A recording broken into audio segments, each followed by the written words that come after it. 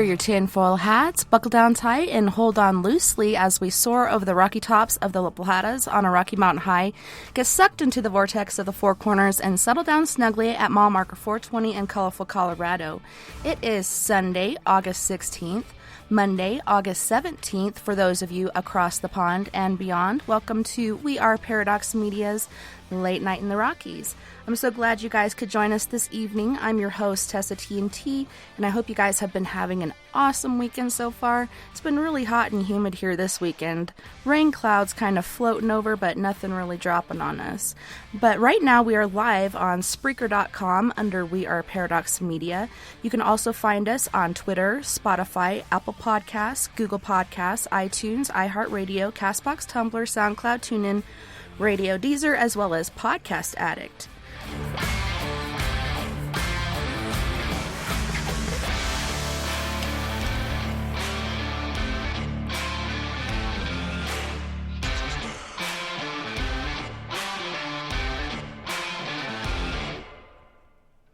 So before I introduce our guest, I have to apologize to our after party last night. I left to go hit the head and was intercepted by some teenagers who had been actually experiencing shadow people outside of the house. And then my daughter was pretty upset, and she's 16, but she was still scared. A shadow person kept darting past her door. So yeah, I went and did that instead of coming back to the after party right away. So I apologize to everyone that was there last night for kind of scooting out on you, but I had things that I had to tend to. So tonight our guest is Mr. Michael O. Varhola, and he is a writer who has authored or co-authored more than 36 books and games, and who has published more than 200 other publications. He is the founder of game company Skirmisher Publishing and editor-in-chief of the D Infinity online game magazine, and former editor of America's Haunted Road Trip series of travel guides, for which he also wrote 3 volumes: Ghost Hunting Virginia, Ghost Hunting Maryland, Ghost Hunting San Antonio, Austin, and Texas Hill Country. Varhola has edited, published, or written for numerous publications, including the New York Times, and is a combat veteran who served 8 years in the U.S. Army and lives in the Hill Country north of San Antonio, Texas. He also has an active online presence, notably through Facebook, Twitter, and a variety of other blogs, forums, and sites. Welcome, Michael, and thanks so much for being here tonight. Thank you. I feel welcome, and I appreciate you having me. I'm so excited to have you, and our one of our listeners, Nick, had requested that you come on, so I'm hoping he'll pop in the chat room here shortly and be excited that I got you on, because I'm truly excited to, hear about, your different experiences and stories that you've come across and such. And I also want to thank you for your service. Thank you so much for going out there and defending our way of life. Well, it was an experience. For sure. But I would like to give a shout out to Nick and thank him for suggesting to you that I come on your show. I used to be a guest regularly on, I think it was Paranormal Radio, that was hosted by Donna Stewart out in Oregon. But it's been a few years since she's done a show. So it's kind of fun to be back on with you and talking about some of these things. I'm super excited. So, what kind of got you on the path of the paranormal? Did you have any early experiences as a child, or hear any stories from your family? Well, I don't think I heard any stories from my family. Neither side of my family is really the sort of family that would have had paranormal stories or experiences. So I don't really remember any of that. But I will say that I grew up overseas, and I grew up in a lot of strange environments. I was born in Erie, Pennsylvania, but when I was 8 months old, my parents moved to Greece. And from that point onward, I ended up living really all over the world, mostly in Europe, but Germany and Belgium and France and Greece in Europe, and North Carolina and California and Roswell, New Mexico. In the States. So I was exposed to a lot of different kinds of influences. And I know that the paranormal is something that I've been interested in my entire life. And I distinctly remember when I was 15, maybe, younger than that, 13, 14, deciding that I wanted to be a parapsychologist when I grew up. And I don't know if you're old enough to remember, back in the day, we didn't use the word paranormal that much. We talked about parapsychology, and it was really it was very much less of a mainstream thing than it was right now, and there were fewer shows like this than there in those days. And really, everybody was very much a sole practitioner and just had to figure these things out on their own. And there were a lot fewer resources available or other people that you could talk to. So this is something that I've been distinctly interested in. And got involved in more deeply for a number of other reasons, really from about the age of 14 onward at the very oldest. So what had piqued your interest? Was it like different stories you might have read? Or like you said, you moved around all over the place. That's amazing. It's a good question, and I wish I had a good answer as to what piqued my interest. As I've gotten older, and really over the last 15 or 20 years or so, I've really tried to go back through my early life and analyze a lot of things. Exactly why things were the way they were in my family, and I would say it's just the immersion in old history, and if there's one thing I've learned as a paranormal investigator, to the extent that I'm a paranormal investigator, I don't want to overstate the case, but if there's one thing I've learned, one thing people have asked me a number of times over the years is what makes a place haunted? What is the number one thing that's going to make a place haunted? And I think most people are going to immediately, speaking of Colorado, go to the Stanley Hotel and they're going to think, the Overlook Hotel, and they're going to think, oh, some hideous tragedy had to have happened somewhere. That's what's going to make a place haunted. There has to have been a murder or some horrible atrocity. And what I have found in my experience in the books that I've written and the places I've investigated and the things I've seen is that what makes a place haunted, the number one thing that predicates whether a place is going to be haunted is how old it is. And that's it. There don't have to have been murders. There don't have to have been untimely deaths. There don't have to have been tragedies.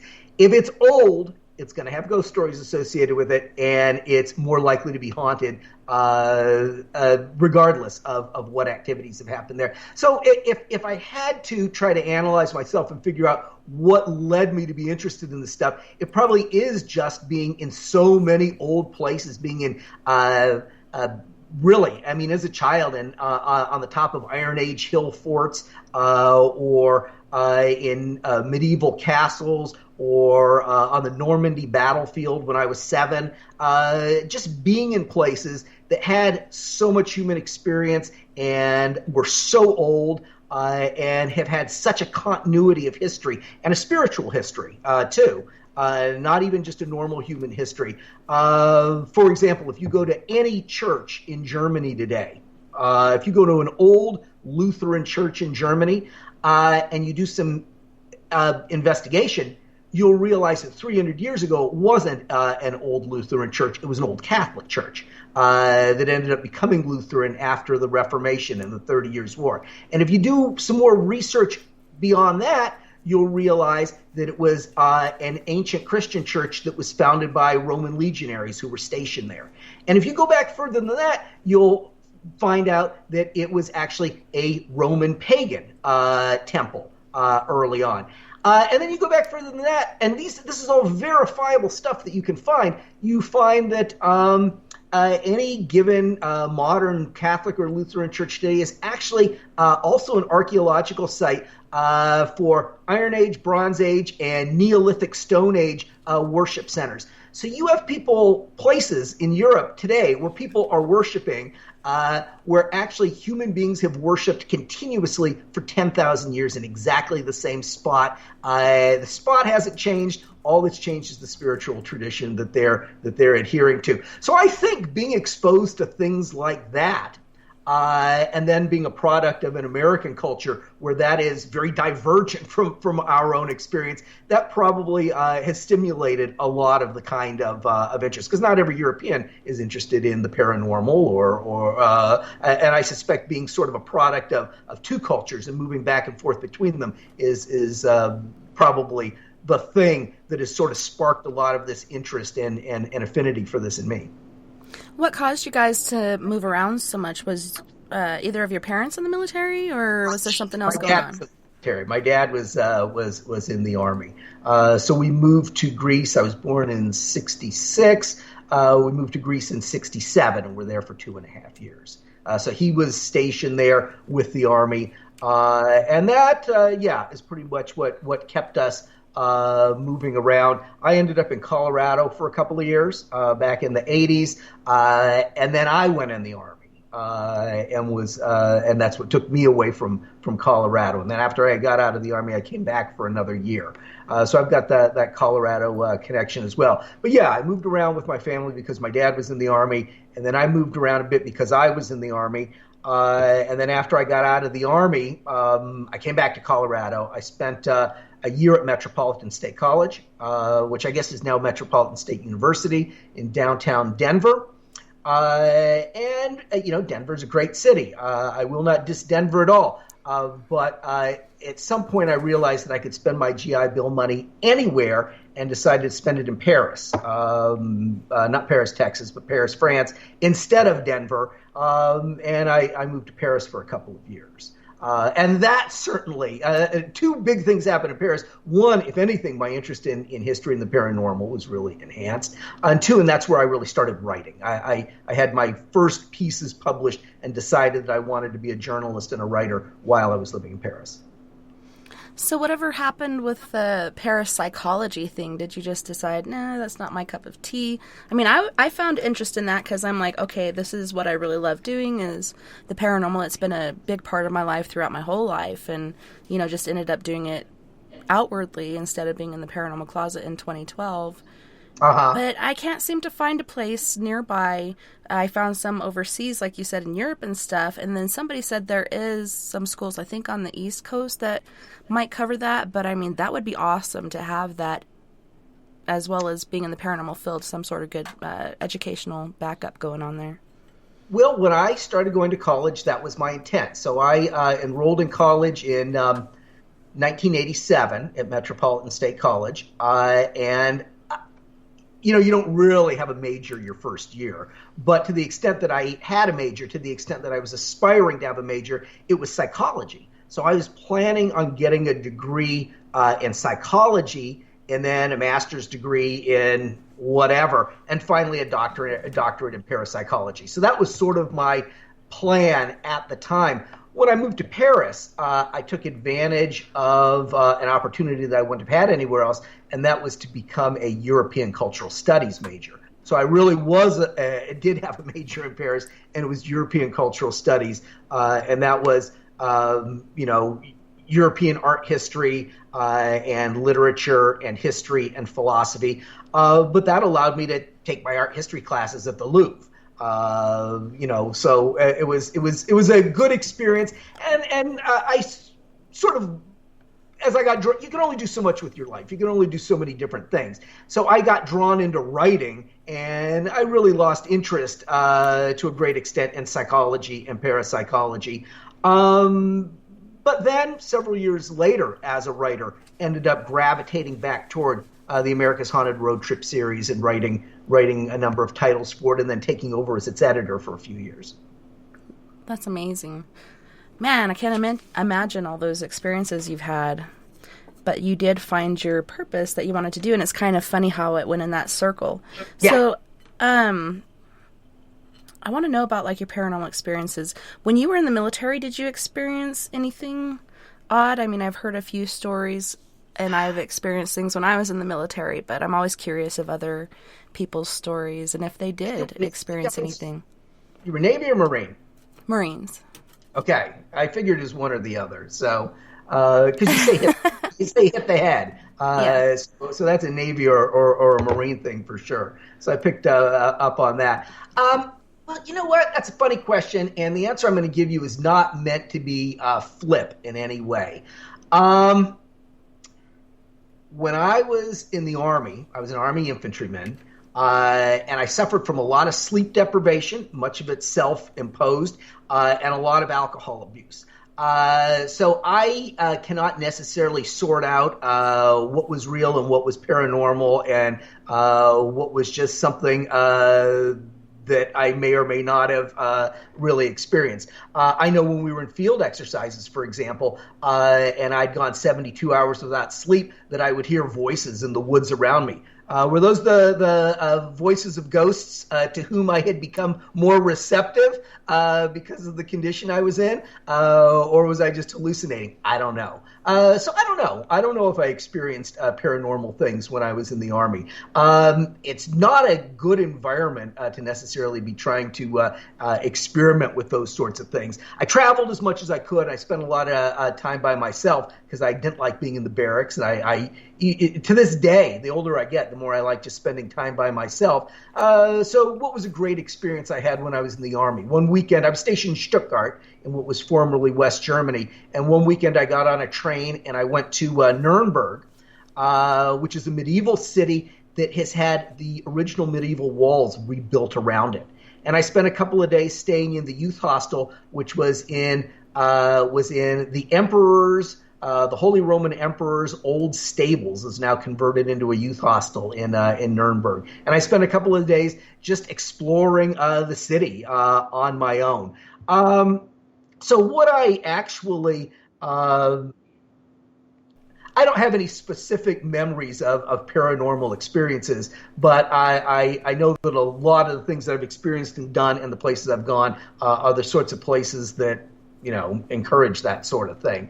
These things, in movies and books, these things are always very distinct memories for people.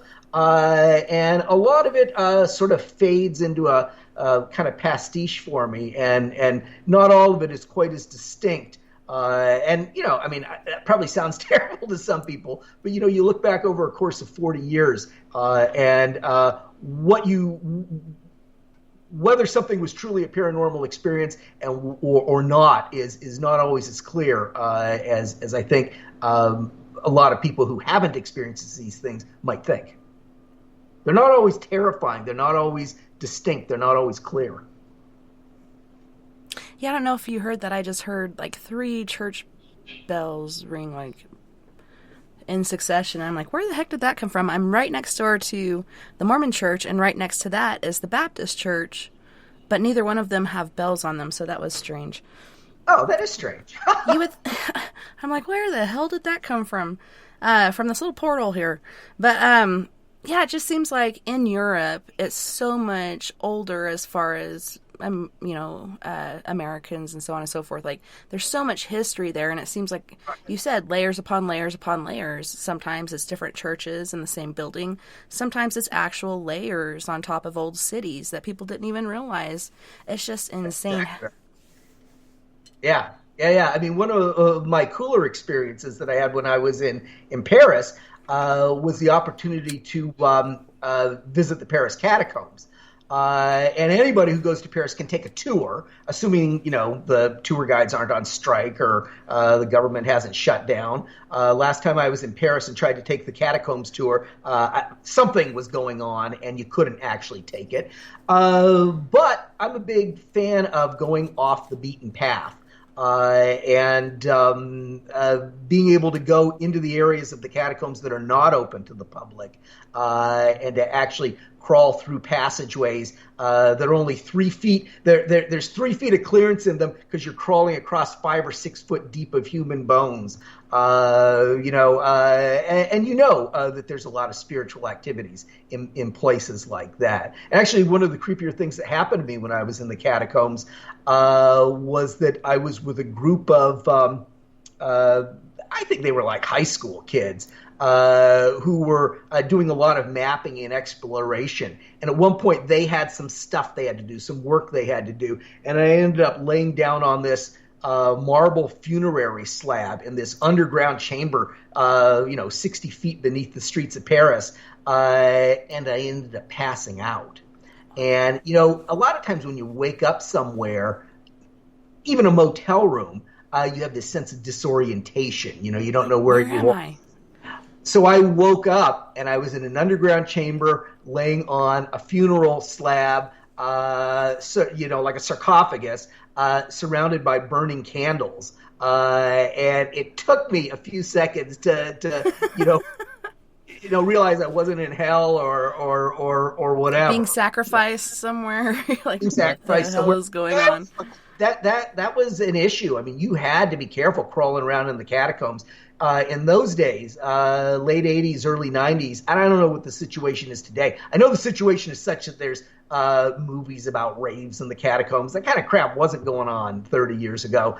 But there were Satanists that were down there. There were neo-Nazi gangs that were down there. I mean, you know, for anyone who plays role-playing games, it was real-life Dungeons and Dragons. It really was, and the orcs were real. You really had to keep your wits about you. If you didn't have close relatives or close friends who saw you every day and you went down into an environment like that and you disappeared, nobody would ever see you again. Nobody would go looking for you. They wouldn't know where to look. They wouldn't know how to find. There were caves with underground lakes down there. There were multiple layers. Hundreds and hundreds of miles of passageways. You could get lost and die down there. When I was there, and I've got a picture of it somewhere, I actually took a picture of a monument that says such and such a person went down here and was trying to get from one place to another and got lost and starved to death. And this is a monument to him. So that was all kind of a wild experience. And I've gone back times since then. Do you know if they ended up finding him eventually, or was he just lost forever? I think they found him. I'm sure they found him.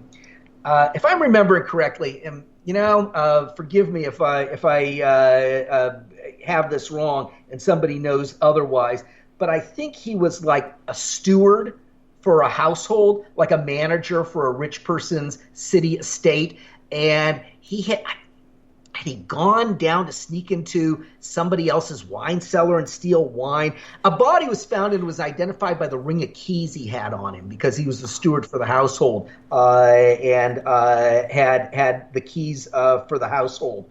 And I was just checking my one of my blogs here because I know I've got I think I have a picture of the monument for this guy on one of my blogs. So I was just checking that in case you're wondering what I'm doing. I'm not being rude and multitasking on irrelevant things here.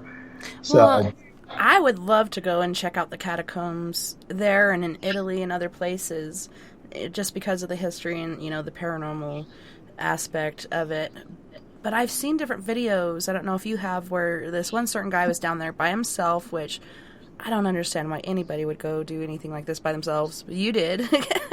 But I mean, numbers are safer, and this guy ended up getting spooked by something, and you could hear something chasing him, and then eventually he dropped his camera, and then supposedly nobody ever saw him again. They might have finally found him, but they found his camera in this footage, and it makes you wonder, did this really happen, or was this like a whole, Blair Witch, homemade video or whatnot? Yeah, and I don't know about that in particular. It is so hard to sort of differentiate truth from fiction sometimes, and there's a bit of hoaxery. So when I was working on my book, funny you should mention Blair Witch. When I was working on my book, Ghost Hunting Maryland, I wrote a couple of stories in the area where Blair Witch Project was filmed. Which is right along the banks of a river. Now I'm forgetting the name of the river. Right outside of Ellicott City, Maryland. So the town where Blair Witch is supposed to be set is set way outside way out in rural Maryland. And there's a specific town. The name of it. You know what? I've got it in my book, so I can just look. Blair Witch was supposed to be set. In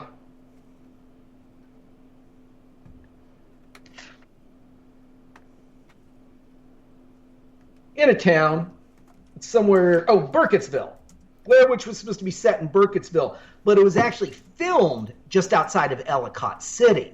But one of the cooler things I investigated for Ghost Hunting Maryland was an old Catholic seminary on a hilltop outside of Ellicott City that ended up burning down in the 70s. And it had been a whole college campus right up until the 70s. And if you go up there today, it looks like it burned down 150 years ago. But there's just this ruin of this ancient seminary. Well, it's not ancient, but it looks ancient, on this wooded hilltop in the area where they filmed Blair Witch. And that was one of the places I investigated and included in Ghost Hunting Maryland. So that area where they filmed that movie along the banks of the river there and in the hills and Forsyth, it's genuinely creepy. I've spent some time by myself prowling through those woods, and I always felt like something was watching me when I was up there.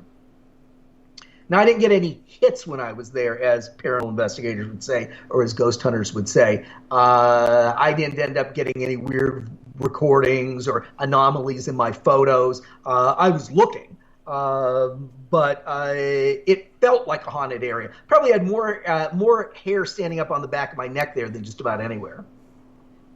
Yeah, so you really were picking up on whatever the heck was going on out there. Did you feel like it was paranormal, or it could have been a predator, or that's so creepy? Well, I don't want to end up sounding too mean-spirited here, but basically the story is that there was some crazy hermit who lived up in the old the seminary ended up closing down because they couldn't get enough students. So sometime in the late 60s, early 70s, the Catholic Church shut down this seminary.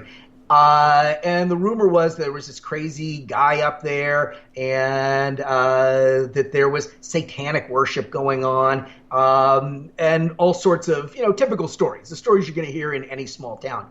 What really happened, and I had to do some digging to figure this out, what really happened is a caretaker lived there, and the local shitty kids tormented him and finally burned the fucking place down. That's what happened. That's what happened. The story is not about Satanism. It's about rotten people. So that was a little dispiriting to me, to learn the real truth of what had happened there. And that was probably one of the biggest divergences that I ever discovered investigating an ostensibly haunted place, between the stories associated with it and the truth of what really happened there. And the truth on some level was even more horrifying than the reality. I mean, we're so inured to the idea of, Satanists doing things. It's like, oh, okay, it's all pretty routine. But the idea that normal kids who were going to get covered for by their parents, who were not going to get prosecuted or held to account by local law enforcement, that they actually were able to burn down a beautiful place and torment the person who was living there. That really is more horrifying in a lot of ways. So I never found any evidence that the seminary was haunted, or that any of the stories about it actually had any basis in fact. And just as an aside, what I have found a number of times, I found this, say, with Bunnyman Bridge in Northern Virginia, you will frequently get places that have a body of lore associated with them and which are verifiably haunted to the extent that these things can be verified, but they end up being treated like hoaxes by overly clever ghost hunters because the stories can be debunked. So, for example, Bunnyman Bridge has some really lurid stories associated with it about a psychopath who dresses in a bunny costume and kills people and beheads them and dumps their bodies out by Bunnyman Bridge. Those aren't true. There's no basis to show that those are actually true stories. So you'll get a lot of people. I remember after my Ghost Hunting Virginia came out, there were people who said, oh, well, why would you have included this? We know it's a hoax. We know the stories aren't true. But if you actually go out and investigate the site, weird things really do happen there. Bunnyman Bridge is one of the 20% or so of places that I've personally investigated that I will vouch are haunted because of the things I saw and experienced there, because of the actual things that I experienced and saw there. Bunnyman Bridge is haunted. The stories aren't true. So people sometimes have this disconnect. They don't understand that these are two separate things. Stories may or may not be true. the place may or may not be haunted. There doesn't have to be a connection between the two. If a place is haunted, people will sense that. Not everybody, but some people will sense it. And in the absence of documentation for what led to it being haunted, people will make up stories. So the fact that the stories are false doesn't speak to whether a place is haunted or not. The truth of a story doesn't speak to whether a place is haunted. Phenomena you might experience there, whether it's really haunted, speaks to whether it's haunted. And that is kind of what I had to keep in mind when I was exploring the seminary outside of Ellicott City. That the stories were not true, but I still had to go in knowing the stories weren't true, investigating with an open mind as to whether anything might actually be present there. And there probably is. I just didn't detect anything myself when I was there. Well, yeah, and it's interesting, like you say, like people make up these stories, like Slender Man, Bunnyman, so on and so forth, and the mind is a powerful thing. I think if enough people believe in something, it will come to pass. Like maybe they're creating it. They call it a tulpa, or a mind, or thought form.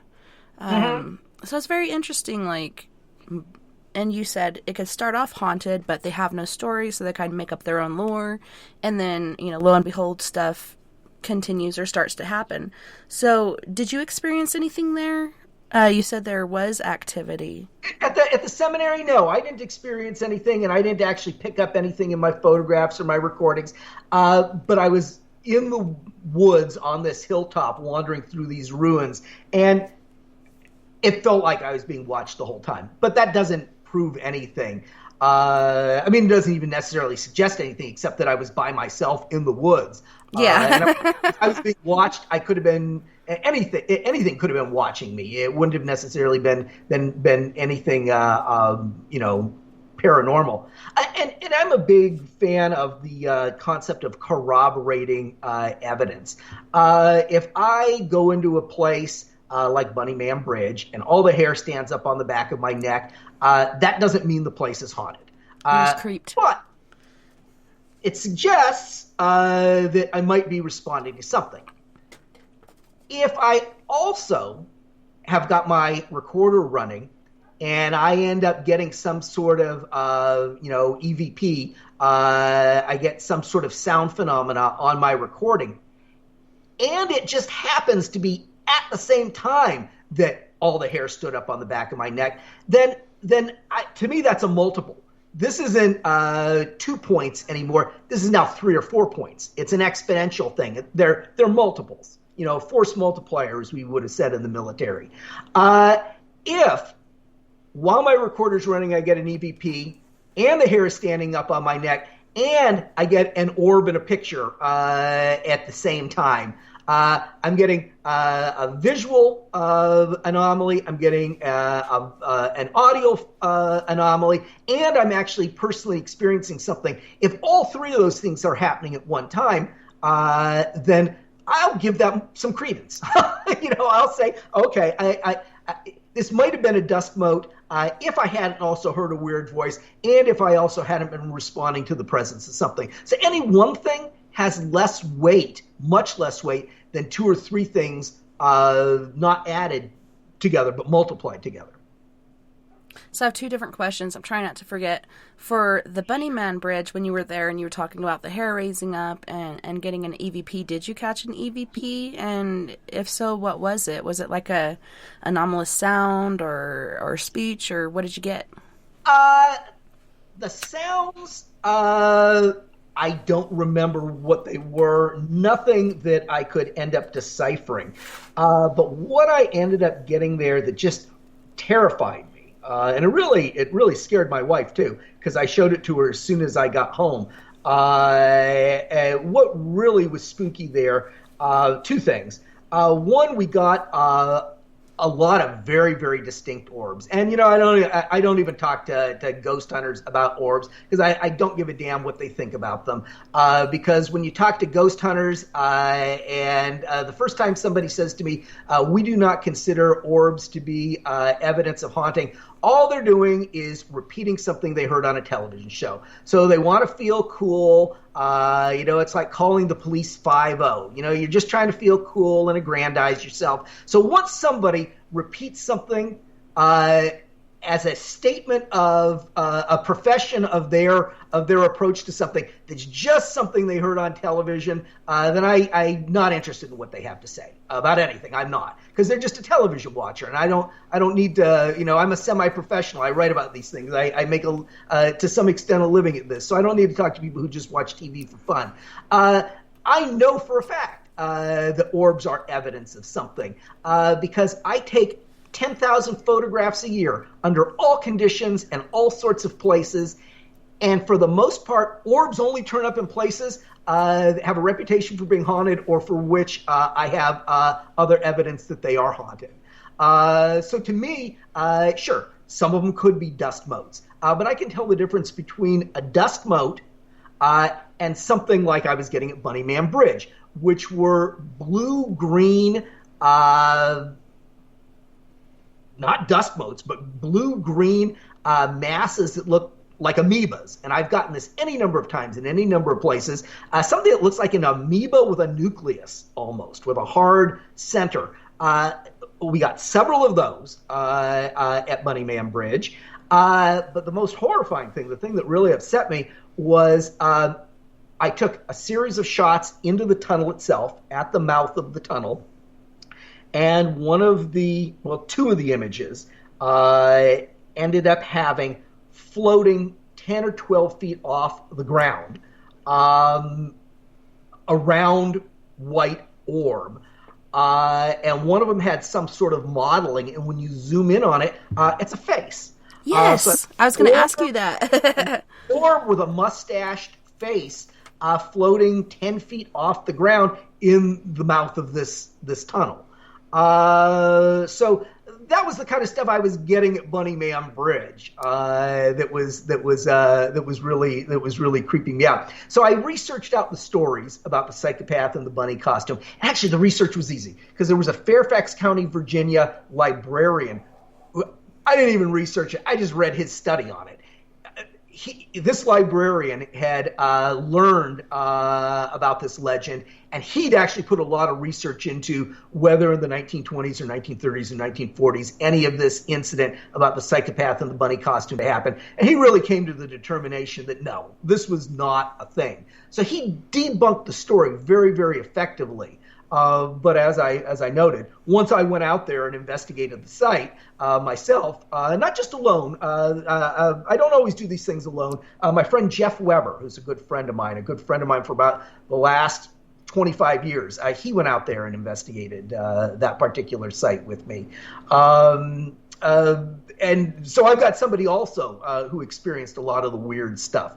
And then the last thing that happened when we were at Bunnyman Bridge, we were there a couple of hours. Police actually came out and rousted us and harassed us a little bit while we were there. But then they finally left and we continued our investigation. The last thing that happened at Bunnyman Bridge was that I took a series of photos in which it looked like dozens of orbs I could see on my little preview screen were swarming out of the tunnel toward us. And I freaked out, and I said, we're done here. And Jeff and I both ran for the car, and we hopped in the car, and I fired it up, and then we just drove the hell out of there. So that was one where I actually had someone with me. And it's funny, in the introduction to every one of my books, I always say, well, here are the rules that you should adhere to. Respect other people's property, and, don't trespass, and never go out and do these things alone. And then I'll be talking to someone, they'll be like, well, who did you have with you? Oh, well, I was alone. Me, myself, and I.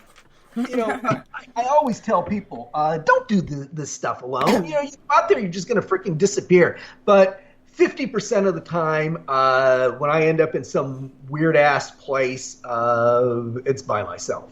So, yeah, you might be the next missing 411. You just don't know. Yeah, it's interesting, you're talking about orbs, and it could be dust, it could be orbs. Doing investigations and getting these pictures, you have to, look at that, and you can tell the difference between an orb and a dust ball because of the outer layer, like you're saying. Right. You can see the little granules and different little hairs or whatever coming off the dust. But in these certain orbs, they're different colors, and like you said, faces, and sometimes you can see the hair flowing. Sometimes there's more than a face, so it's pretty amazing what you do pick up. I finally realized that it's not just dust. When I'm watching my daughter do high jump and I see this white orb fly by really quick, that was the first one I'd ever seen with my naked eye. And then I saw another one that was a brown color at my friend's house, and I'm like, holy crap, that's the first dark one I'd ever seen.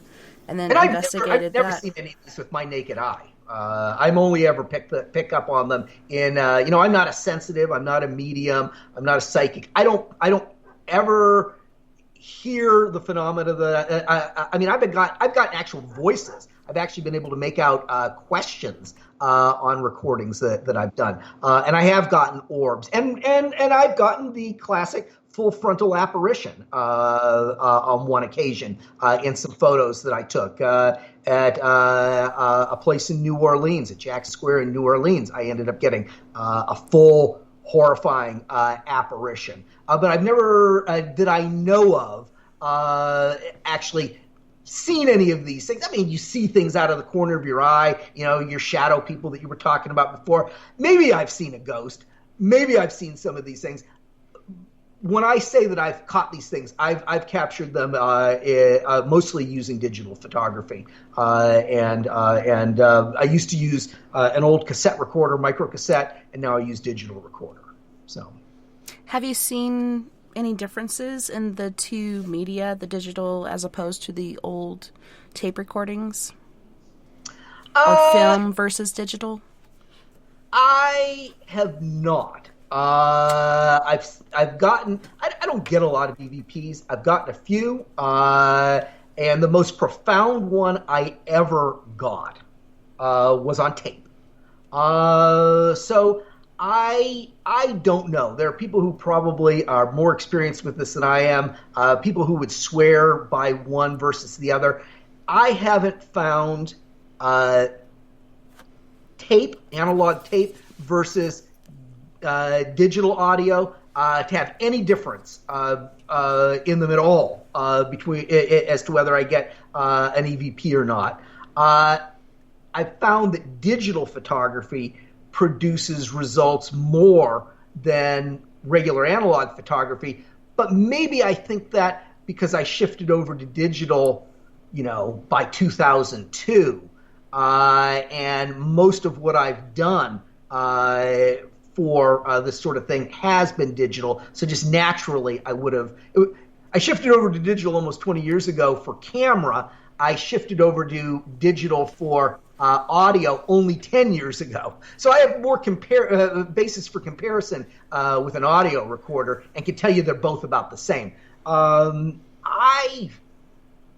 I don't think I've ever done anything amounting to a paranormal investigation with a regular old film camera. So really my only experience with it is digital.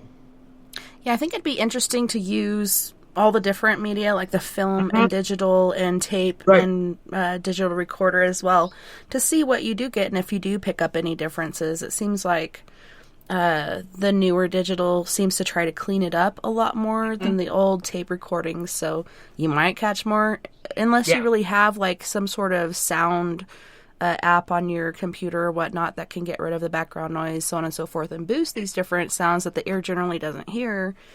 It's kind of neat anyways. I don't have the capability of doing that sort of thing. I don't have the patience. I have so much evidence, but I don't want to go over it.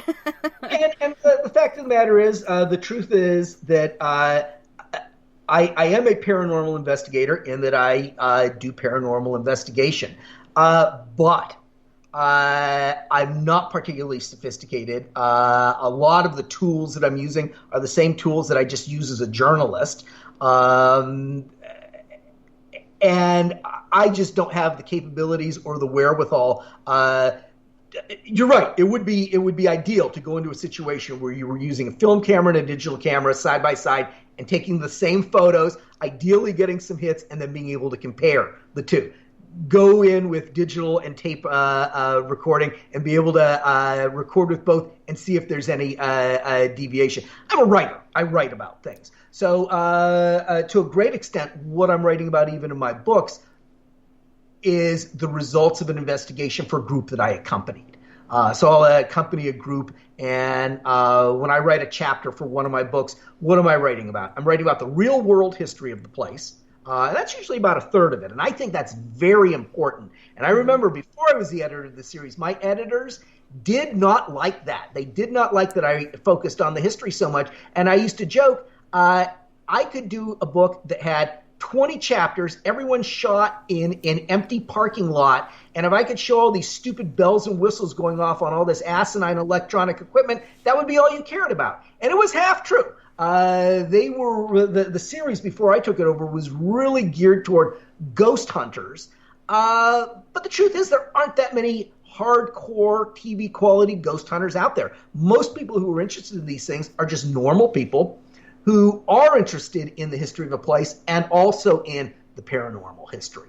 So I really determined that I had to have the real world history in my books. And then about a third of any given book, or one of the three components, is going to be the paranormal history, the stories associated with it, or the lore, the folklore associated with it. And then finally, the last component is my boots on the ground experiences, because it isn't really what I write are travel guides to haunted places people can visit. So many of these books that are out there are such crap, because they'll talk about, well, there's this house and it's located on this nameless road, outside of such and such a town. This isn't actionable. This is fiction. This is just made up. It's just lies. It's not true. I only write about places people can visit. I only write about places people can visit. If I write about it in my book, you can get in the car and you can go there and you can visit it yourself. It's a real place. I went there and verified it was a real place that other people could visit. So when you go into these places, do you look at the history first, or do you go and have the experience and then look at the history to see how it lines up? How exactly do you do that? Well, the answer is it depends how backed up I am on deadline and how much I have to get done in any particular week. But ideally, I'll research out the place and really know what it is. For example, I was doing a radio show a couple weeks ago with my friend Lopaka Kapanui, who's he runs Honolulu. Here I am giving a shout out for his company, and I'm going to get it wrong. I think it's Honolulu Paranormal, but I'm going to look it up on Facebook while I'm talking to you. But for example, when I went out, Mysteries of Honolulu, his company is Mysteries of Honolulu, and he is brilliant, and he's the real deal. And if anybody who's listening makes it out to Honolulu, they need to look up Lopaka Kapanui and Mysteries of Honolulu and do one of his tours, because he'll do city tours of Honolulu where he's right downtown and he just does the walk around the city like you can get in any city, and he talks about the things that have happened at the various old buildings. But he and I went out, just the two of us, on a number of occasions, and it was just the two of us, and we were going out to places like a cave that a were shark had lived in. A were shark? Yeah. A shark. Well, not a person that can turn into a shark, but in this case, a shark that can turn into a person. So that was obvious place where you have to keep your wits about you. We went to a ruined pyramid in a little valley where a lizard spirit, a mo'o, lived. So when I was with him, I didn't research out the places because he was a subject matter expert and he's a native Hawaiian. And for me, part of the experience was learning about it when I was with him and then seeing what else I might have experienced. If I'm going out by myself and I'm going to I need to understand the place as well as possible. So I'll research it out as well as possible before I go out to it. So generally the answer is I research things out as much as possible so that there'll be less mystery. But if I'm going out with a guide, a lot of times I won't. I'll learn about the place through their eyes. So it really depends. But unless I'm with a guide, I learn about the place as much as I can before I go out. Yeah, and that's very important because I was actually going around Main Street here in Durango, Colorado, and handing out flyers like, we want to do a tour and we want to know your history, your experiences, so on and so forth. And then this particular guy gets a hold of my flyer and ends up doing a tour with the very same name, Haunted History Tour. And come to find out, he's not even really looking into the history. It's more of the lore. And he's going around and spreading these fictitious things, which really pisses me off, because the history is important, and preserving that history and carrying it on, and as well as the paranormal experiences there. And it's so awesome how they do kind of feed off each other, accumulate or whatnot. Another funny thing I found when I did that, a lot of the things that were happening paranormally were on the left side of the road, and on the right side of the road it was really quiet. Nothing really happened there.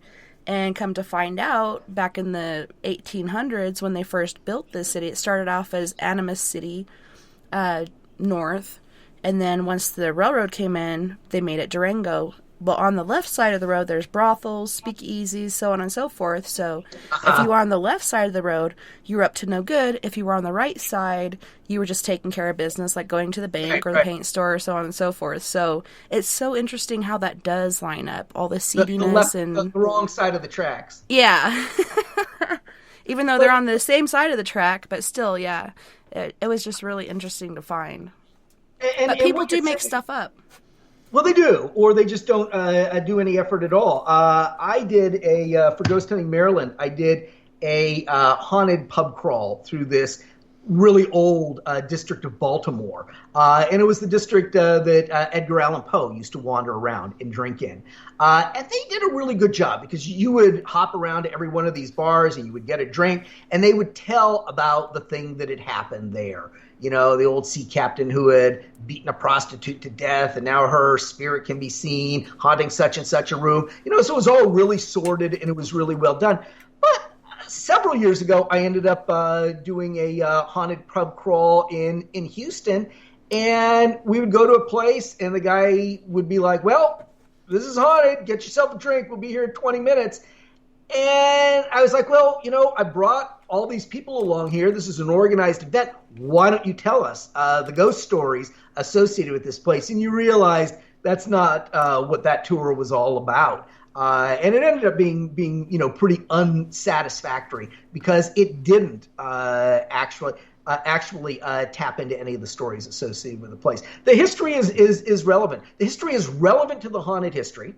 So it should be relevant to anyone who's interested in the haunted history. They're all they're all two sides of the same coin. Yeah, without these different ingredients, this sauce just ain't going to taste right. Well, on that note, we do have to go to our first break. And on this break, we have Mr. Brick Casey with Mr. Cellular Man. We have Mocha T with Future Plan, Mystique with If I Slip, and I Want It All. Brick Casey is actually from Boston, Massachusetts, and then both of the females, Mocha T and Mystique, are both from Milwaukee, Wisconsin. You guys don't go anywhere. We'll be right back after this musical break.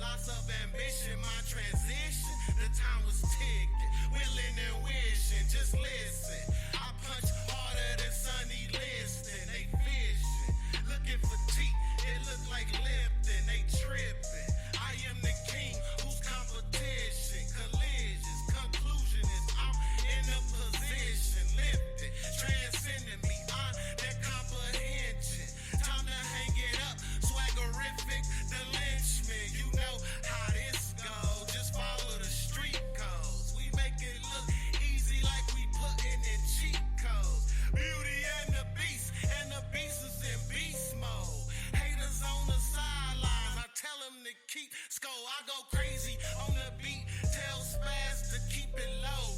You know Mystique close with a toaster. You won't toast? And if I slip, I'ma bounce right back, cause I was born for this. I got dreams and ambition, man. If I slip, I'ma bounce right back, cause I was born for this. I'm ready and willing, even if I slip, I'ma bounce right back, cause I was born for this. I'm meeting this competition. If I slip, I'ma bounce right back, cause I was born for this. You don't wanna be my dinner,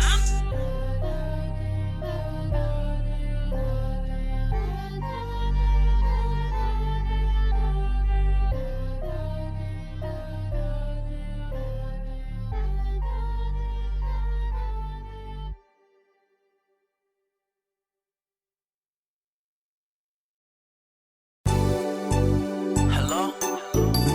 I'm trying to call my baby, but it's poor reception, cause she ain't picking up. Hello? Hello? Listen, Mr. Operator, I've been up all day and I'm trying to dial my baby's number. See, it only rings straight to the machine.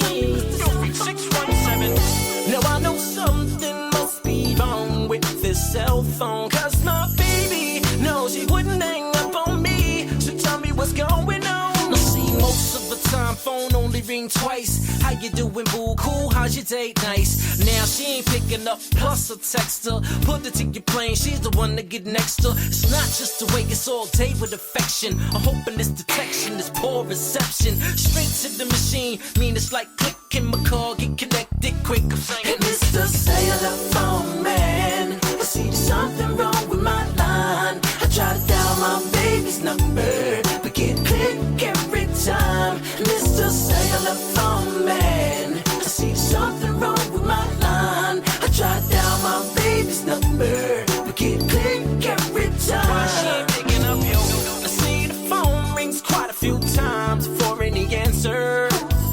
And I know she's home, well at least till 3. And I know she's home.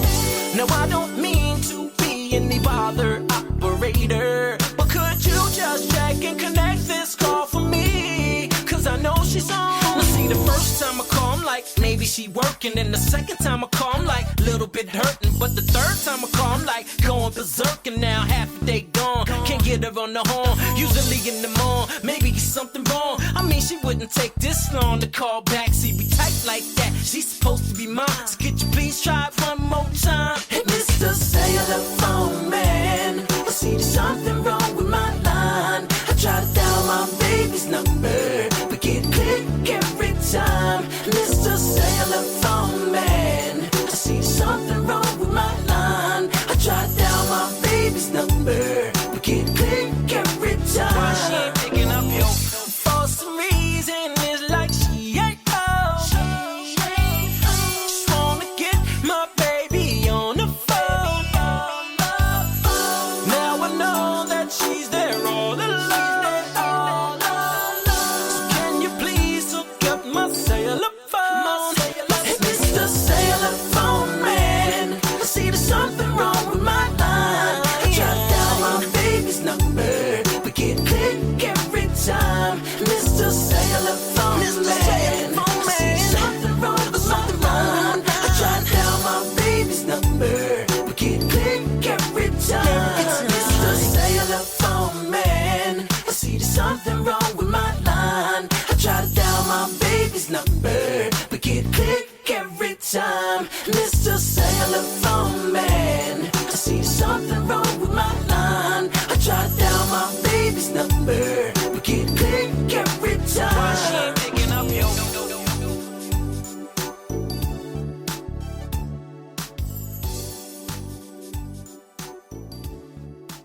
Why she ain't picking up, yo?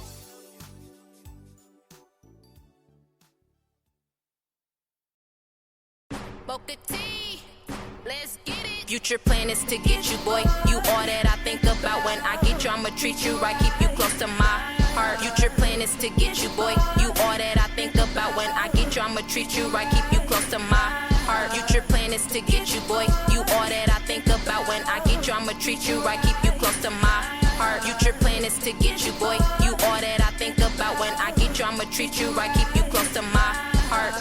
How could you love a man who never been loved? How could you show him something he so used to lust? I know I'm young, but I know I can be the one. If he open up his eyes and know I'm the one he can trust. Support and good loving is all a nigga need. All that bullshit niggas give you is a test to see if you'll leave.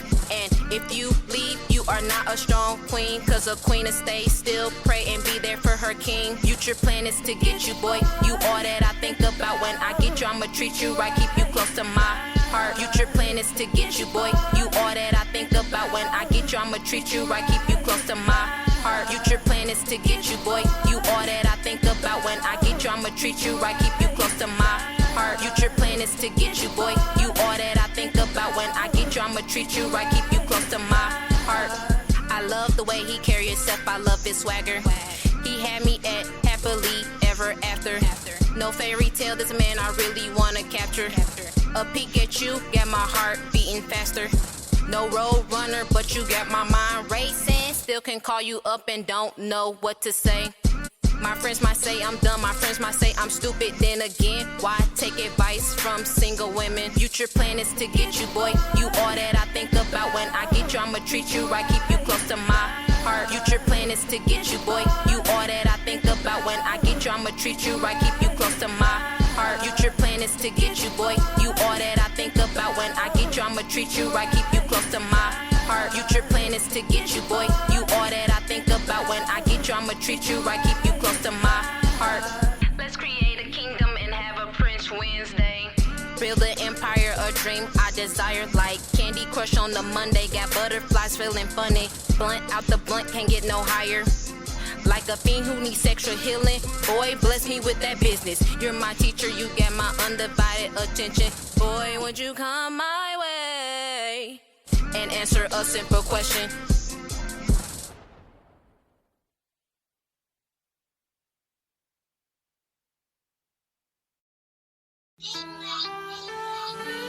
Yeah, okay. I want it all. Even if you stepping out of bounds, keep ballin'. I want it all. Diamonds and cars. Building big yachts, close up the stars. Buying the bars. Own it is ours. I want it all. Big or small. No more of a downfall. I want it all. I want it all. I want it all. I could sign your baseball. Money making it rain fall on a big mall. Owning the whole block. Driving to the mailbox. Cruising in my yacht, I gotta get up out this box. I want it all. I always knew that I would be rich, don't doubt for a minute. Speaking to existence, hoping and feeling to give away $1 million. Just be chilling in the tallest building. Say hello to the mission and vision with me. Hello. Watch cost about 150 Rolex diamond luxury city. Next to Movado, motto, cocky before the arrival. Lamborghini with bass high, I can hear it all. Sit back, sun roof up, is the stars. High performance cars, super saloon, exclusive rims spinning hard. Always wanted to build a park, obstacles to enter. A lot more for the kids, recreation centers. I want it all. Red bricks, cream coated, painted marble fountain as I pass. Walking the stone path, heated pool, home theater for all of my family. Wanna do it for my city. Can't wait to see the chandeliers hanging from the ceiling. I want it all. Diamonds and cars, building big yachts, close up the stars. Buying the bars, own it is ours. I want it all. Big or small, no more of a downfall. I want it all. I want it all. I want it all. I could sign your baseball. Money making it rain fall on a big mall. Owning the whole block, driving to the mailbox. Cruising in my yacht, I gotta get up out this box. I want it all. I'm inside of a dungeon, life involves repercussions. Could the consequences leave me boxed up, feeling suction? How could this bad mistake have me thinking ways to escape? Catching the case, wanting it all has been replaced. Look at a cellmate face, I know they can't relate. Trust in the soul, heck no, it's to stay safe. Up in the place where my food is cold on my plate. It ain't no breaks, it's a time to concentrate. Watching my back, got stabbed by many snakes. Who times dragged against the bars is a rude away. Mind race, body cold, hard to embrace. The situation made me think, why did I miss the hate? And common sense of being solved in so many ways. During the problem thoughts, drop forgot I want it all. Forgot I had a dream to rule it, forgot to remember that all my fans had a part that I can have it all. I want it all, staring at the walls, walking down the halls, wait for my collect. Call supposed to be at a concert hall. Instead, I want it all behind bars. Can't reach for a star. It's severe. I want it all. I want it all. I want it all. I want it all. I want it all. Diamonds and cars. Building big yards. Close up the stars. Buying the bars. On it is on. I want it all. Big or small, no more of a downfall. I want it all. Diamonds and cars. Building big yards, close up the stars. Buying the bars. On it is ours. I want it all. Big or small, no more of a downfall. I want it all. I want it all. I want it all. I can sign your baseball. Money making it rain fall on the big mall. Owning the whole block. Driving to the mailbox. Cruising in my yacht. I gotta get about this bodice. I want it all. Mystique.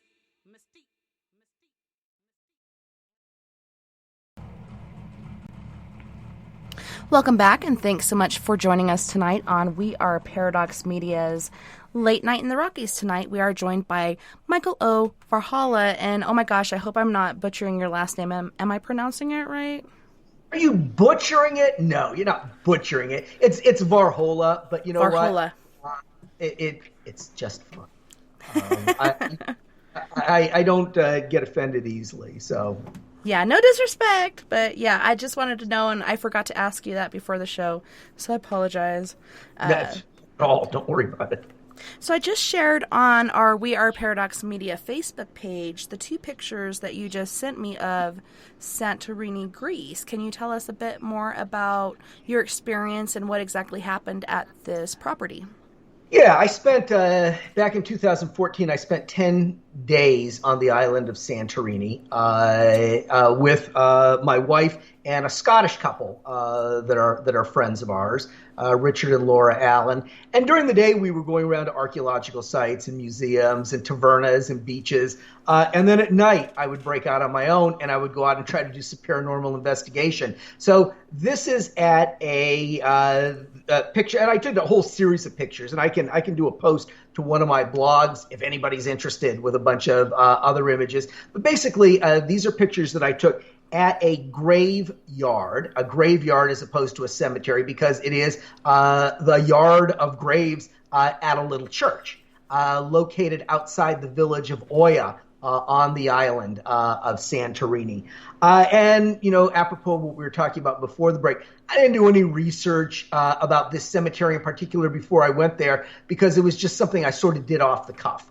But when I'm traveling in, you know, a foreign land, I like to be able to do a little mini investigation of some pertinent site. And I'd seen this site during the day, and it seemed pertinent. So I went there, and there's a wall around the graveyard, and I found an open gate, and I went in and was just able to sort of wander around through the little church and up on part of the roof of one of the buildings, which is where I took these photos from, and then through the cemetery itself. And if you like, I can attach a couple more pictures from the cemetery just so people can get a sense for what it looks like. But I ended up getting these pictures, one taken in pretty rapid sequence after the other, that I thought was kind of compelling, because the character of what we're getting is very, very, very different in one photo to the other. And we are getting what could be characterized as orbs. And once again, I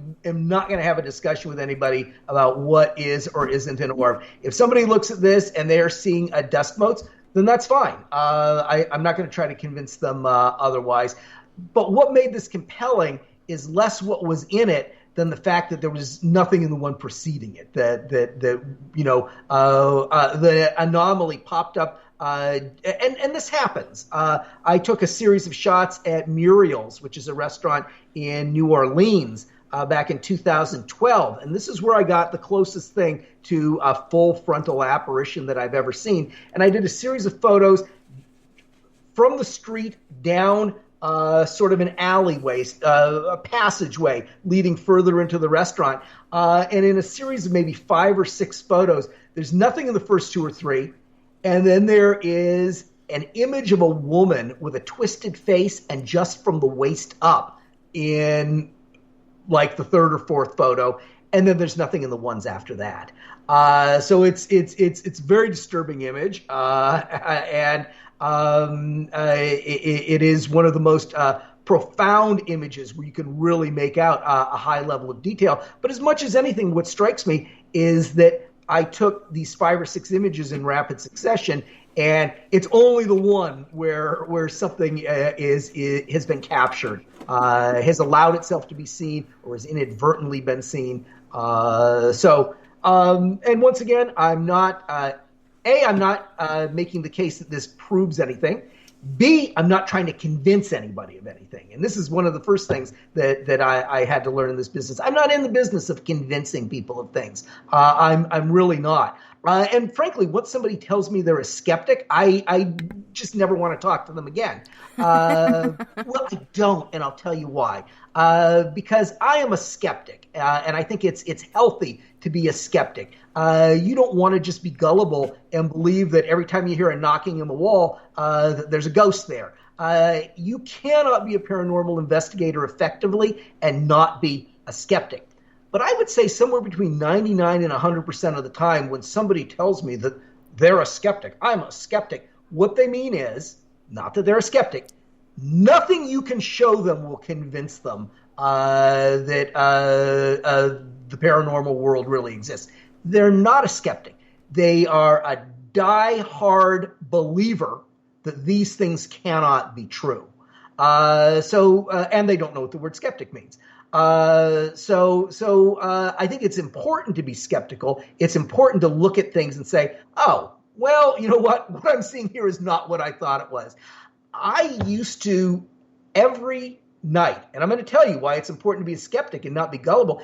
Every night in the house I used to live in Virginia, and this used to scare the hell out of me.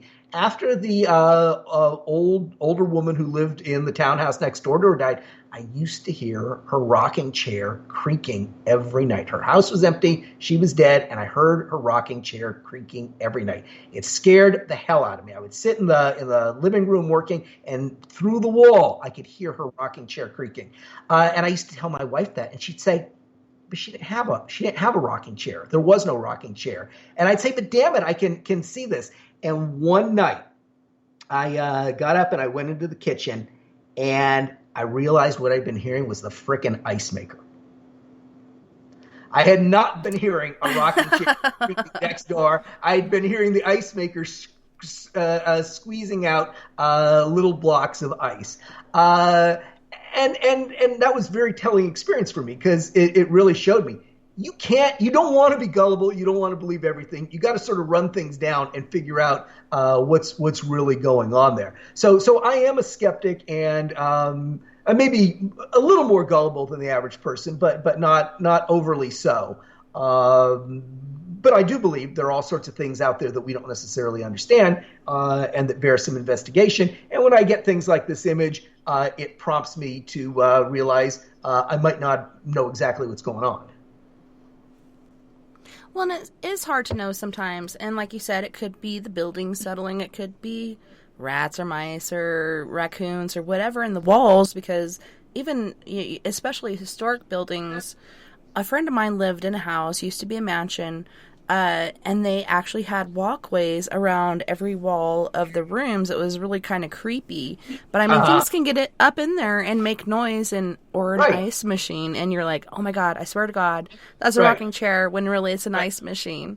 Right. That kept you up for how long? I don't know, months, a year, I don't know. Oh, no. Long time. Gotta debunk it. Well, I'm glad you finally found it. just by dumb luck, as it happened. So, And it wasn't like debilitating. I just thought the ghost of the old lady was next door, but it wasn't. But I think I'm always a little, I don't know. I think for people to be utterly certain of things is a form of delusion. The whole idea that you know what something is or isn't with 100% certainty, I think that really is. There's a lot of hubris there. There's a lot of delusion there. That's such an extreme. People know so little, and to claim that you know what something must or must not be is an extreme point of view. I mean, what was it Shakespeare said when Hamlet is talking to Horatio, or vice versa? One of them says, "There's more in this world that can be found in your philosophy," and that simply means that one approach to things is not going to. There is no unified theory that just explains everything, and if there is, we haven't stumbled upon it yet. Well, and like in the paranormal field, there are no experts, and when somebody claims to be one, that's where you get the red flags, because it is such an unknown. We don't have the answers, but we're looking for them, and we're trying to prove this and discover it and share it with others, like this evidence that we do catch. Man, that twisted face lady. Did it seem like she was trying to get out of the picture really fast, and that's why she looked that way? Or do you think she just had that messed up look on her face indefinitely? I was looking at that image, and I ended up finding my New Orleans pictures from December, not my New Orleans pictures from 2012. So I'll dig for it during the next break, and if I can find it, I'll post it. But I'll see if I can find it. Yeah, and share it with me as well, so I can share it on our page. I absolutely will. Yeah. No, that is. I love paranormal evidence caught on camera, caught on voice boxes or recordings or whatnot, but especially pictures, because you could just sit there and stare at it and try to decipher it. And like you said, make sure you're taking, and I learned this when I first started doing photography. I've been in video photography since I was 13. And then when I think I was 24, 25, I picked up still photography and doing that professionally, and I learned from one of my mentors that you have to take a group of pictures because you never know if the picture you take is going to turn out right. So make sure you cover your ass and you do multiple pictures, and especially in the paranormal field. So like with your pictures we shared, you could see what's going on beforehand and afterward. And with cell phones, you could just hold the button and it does a burst of however many pictures you hold it down for. It's pretty awesome, the technological advances that we're dealing with right now and how it is helping in this field. Have you ever been with a group that has like a paranormal puck or anything like that that picks up on the barometric pressure, the humidity, and different things within the environment while these different things are coming through? Because that to me is kind of scientific, getting those different readings during these EVPs and such. Yeah, I've been with groups. I've never been a member of any group, but I've accompanied groups who have used all sorts of equipment like that. And I'm suspicious of equipment for all sorts of reasons, and I don't particularly like it. And that sort of makes me persona non grata with a lot of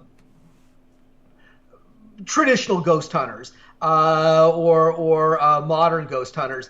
I remember I was on a radio show many, many years ago, maybe 15, 20 years ago, with another author who had written some other books for the America's Haunted Road Trip series. And I ended up referring just offhandedly to electronic equipment as crap. And she got really offended. And she said, well, I don't think anything that I spend $2,000 on is crap. And I said something to the effect of, well, it's either crap or it's not. It doesn't matter what you spend on it.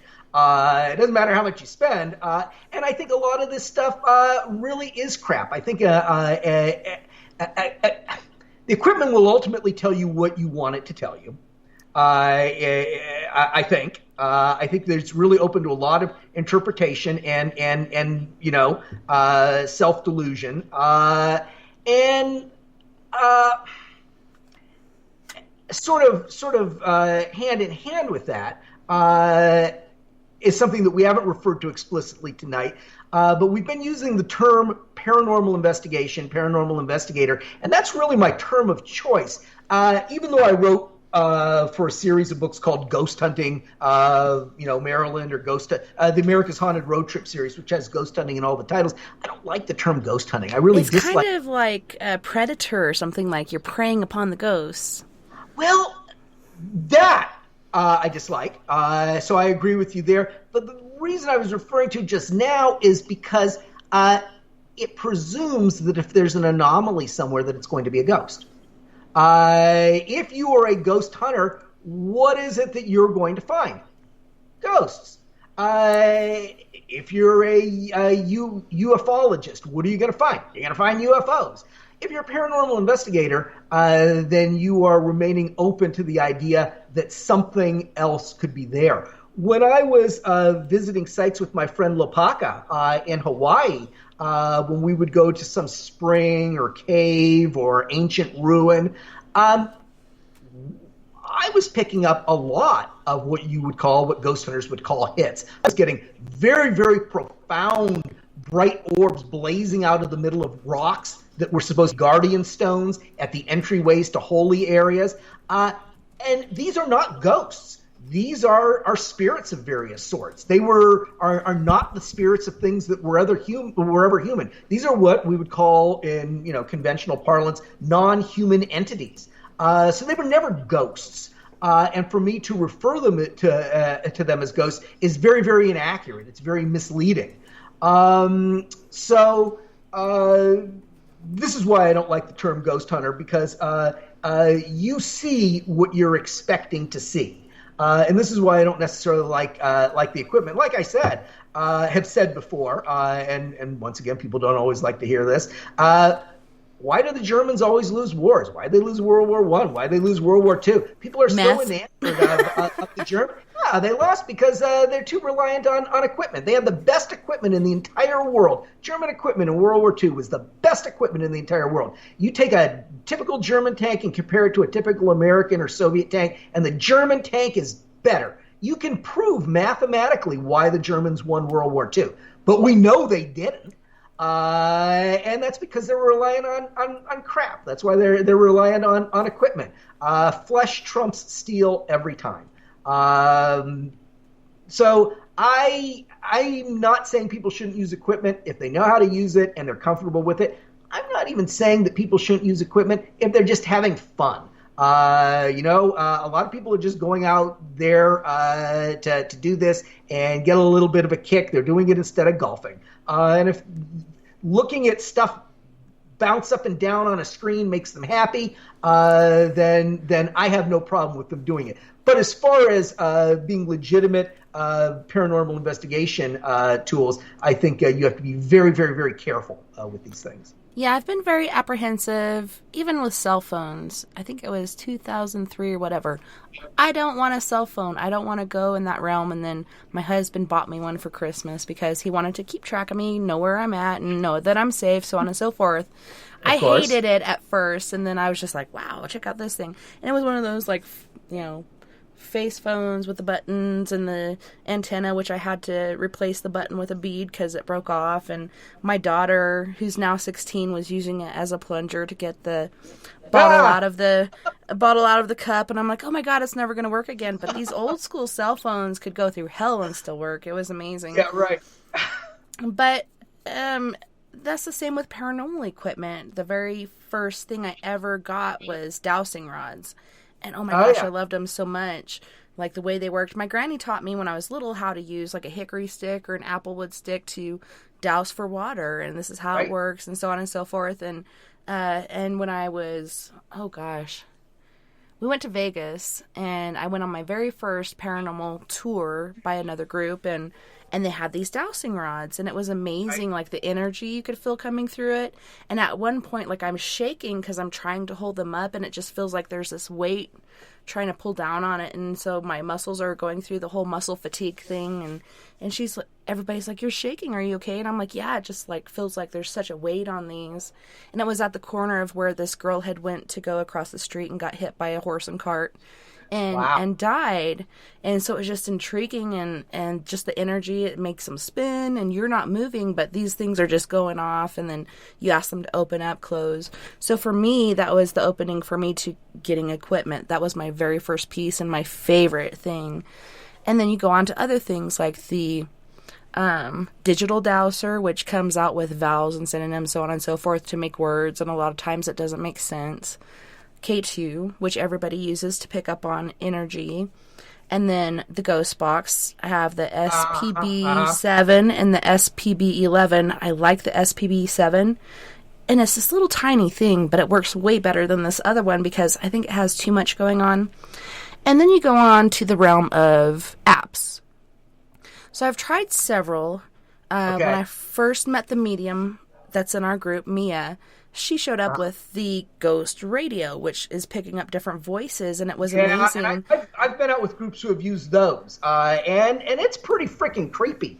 So yeah, I went out to Victoria's Black Swan Inn here in San Antonio with a group that was very, very, very equipment heavy, and they were using the Ghost Box and getting a lot of very coherent, profound speech coming out of it.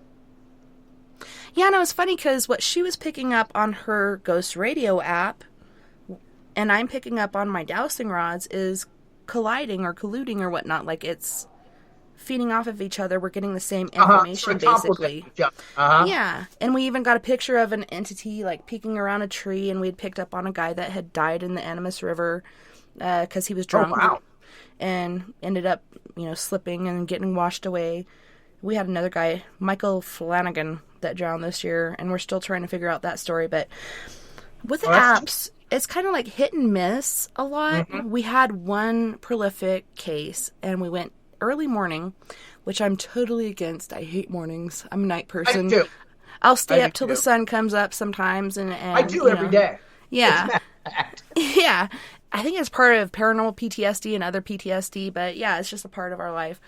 But this one particular app, Ghost Radar Legacy, and Legacy allows you to get the words recorded on your phone. Classic shows the words but doesn't record it, so it's worth the $1.99 it used to be.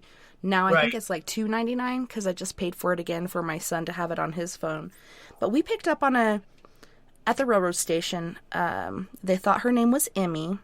We set up all our equipment. I put my cell phone in there with the recorder and all these other things, and then we go outside of the train car and set up other equipment around the museum, come back and find Kate Johnson, Walter Intention Death, Sharp Tool, and many words after that. And so I write it down, give it to the museum curator, and he goes and does some studying because he's just basically there at the museum all the time, and he's got time to kill. So he looks it up, and he said, okay, her name's not Emmy, which there is a ghost there named Emmy. She's like 5 or 6 years old. She's so cute. She looks like Shirley Temple.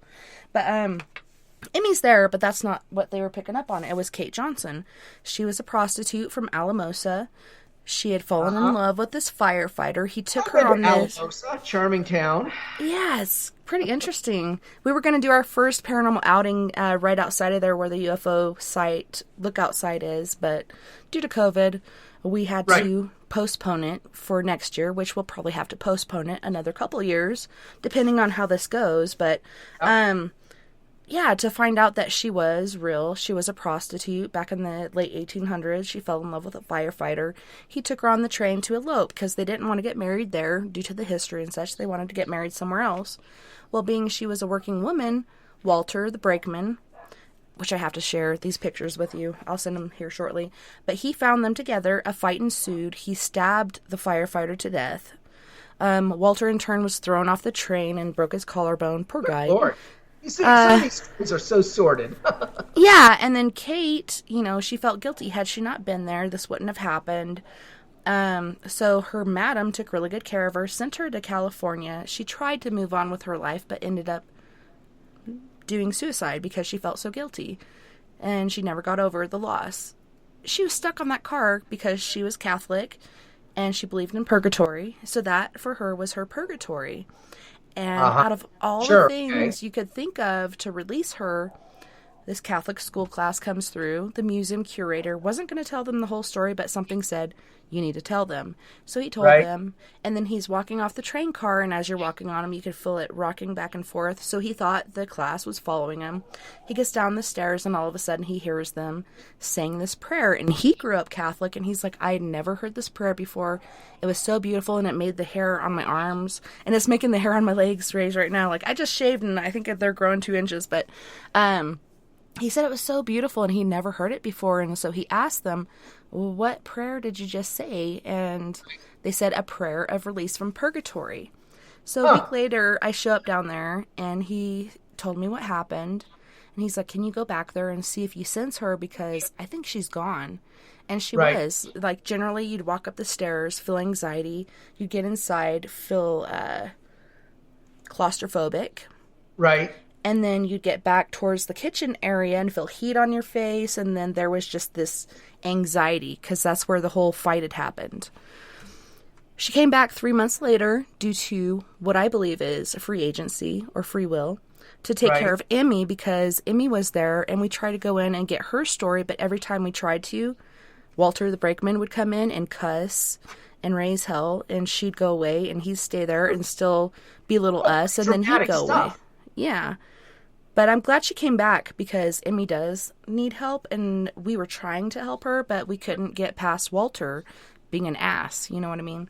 But that's the biggest thing that we ever got on a paranormal app.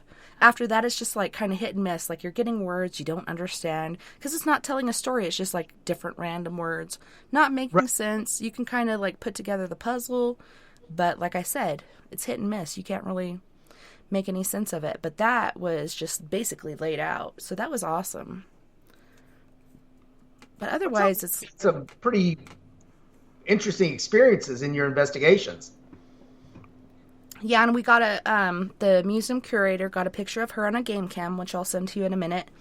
My daughter, okay, so there was this bathroom on the car. They couldn't figure out how to open it, but it was just like my granny's bathroom door in Pettigrew, Arkansas. It's got this little wooden dowel that you turn this way and you open the door. And they're all messing with it. They can't figure it out. And I'm like, all you got to do is turn this wooden dowel and you open it up and the whole window is gone. There's nothing there, and you can see to the next car, which is the cinema car where Walter generally hangs out. And she took a picture through the crack, and you see this guy that looks like the Joker with this smirk on his face, like looking at her. And we tried repeatedly to get the same effect taking the picture through the crack, and we couldn't get it, so we couldn't debunk it. And then there's another picture that somebody else had taken in that museum that was the same guy, really creepy looking fella. And you don't know who it is? It's Walter the brakeman. Oh, that is Walter the brakeman. Mm-hmm. Okay. Yeah, and I was just glancing to see if I'm looking through my old New Orleans photos while we're chatting, and I'm seeing if I can find that one I was telling you about. So if I can find it on the break, I'll post it. But, you can never find the stuff you want when you need it. Funny how that works. Yeah, it is. But it's interesting. Like, I finally got to go to New Orleans. I've always wanted to go there, and I got to go last year in October. So we got to be there for the Boo Crew, parade. So people dressed up in their Halloween garb and the different floats and different things like that. So that was awesome. It wasn't the whole, to be sure. Yeah, the whole Mardi Gras thing, but the energy there is just amazing. And it was funny, the place that we were at, and there's so many hotels, so much Wi-Fi, internet, all kinds of things going on. Right. And it kept cutting out, so I had to keep restarting the live feed. It was just really strange. You could face this way and it turns off. You could face this way, it turns on, or vice versa. It's just like something's messing with the energy. There's so much energy. But I didn't have a paranormal experience. The only thing that we really had was we had Alyssa and Caden Mask there, and their digital recorder turned on by itself during one night, but otherwise we really didn't experience anything that would be reputable to write down. You don't always. And sometimes where you do experience things are the places you least expect it to. So the ones where you most think you're going to, like the grave of Edgar Allan Poe in Baltimore, I didn't. So yeah. Nevermore. That would be Nevermore. amazing. I wanted to go to the cemeteries while I was down there, but it stormed really hardcore after we got done with the whole Orb abducted in the French Quarter, which was by Checkpoint Charlie's. And we went through the whole, like, this is what we did that night, this is where we visited, so on and so forth. And I'm recording this as well as Caden and Alyssa because they're trying to make, like, a documentary. But yeah, just the energy there, it's amazing. Geez, oh, Pete, I wonder what's going on now with this whole COVID thing. Everything's shut down and insane, and I know New Orleans has been going through a lot as far as infection. Well, they didn't shut down Mardi Gras, and I think that ended up kind of biting them in the ass. So yeah. Yeah, that's one of their big things for their income. And I'm in Texas, so of course we end up being on the national news with regard to how everything's going here almost every day. So yep. So you live not too far from San Antonio, right? You're pretty close to there? Yeah, I'm about 40 miles north of the Alamo. So I'm up in an area called Texas Hill Country. And actually, it's geographically, it is a different area than San Antonio. San Antonio is down on the South Texas plains. And then you get about 25 miles out of San Antonio. And you start to climb up into the hills. So it's all rolling hills covered with forests of live oak is pretty much what it is. Yeah, we got to go. We never went on a float that I remember, but we walked along the little, riverway that they do the floats and stuff on. Yeah, the river walk. Yep. And then we did visit the Alamo, and I remember I bought a ring. I was so proud of it till it started leaving black marks on my finger. I think it was nickel or something like that. Probably. But have you picked up on anything there? Like for me, and experiencing paranormal for a very young age, it just seemed very quiet and somber or reverent. Like it wasn't as active or scary as I was expecting it to be. In San Antonio? Yeah. The whole Alamo building and stuff. Yeah.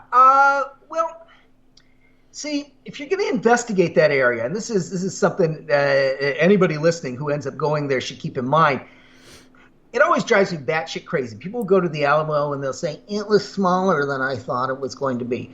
So first of all, shut up, because all they're looking at is a chapel. They're looking at the chapel, and they're like, well, how could this great battle have taken place there?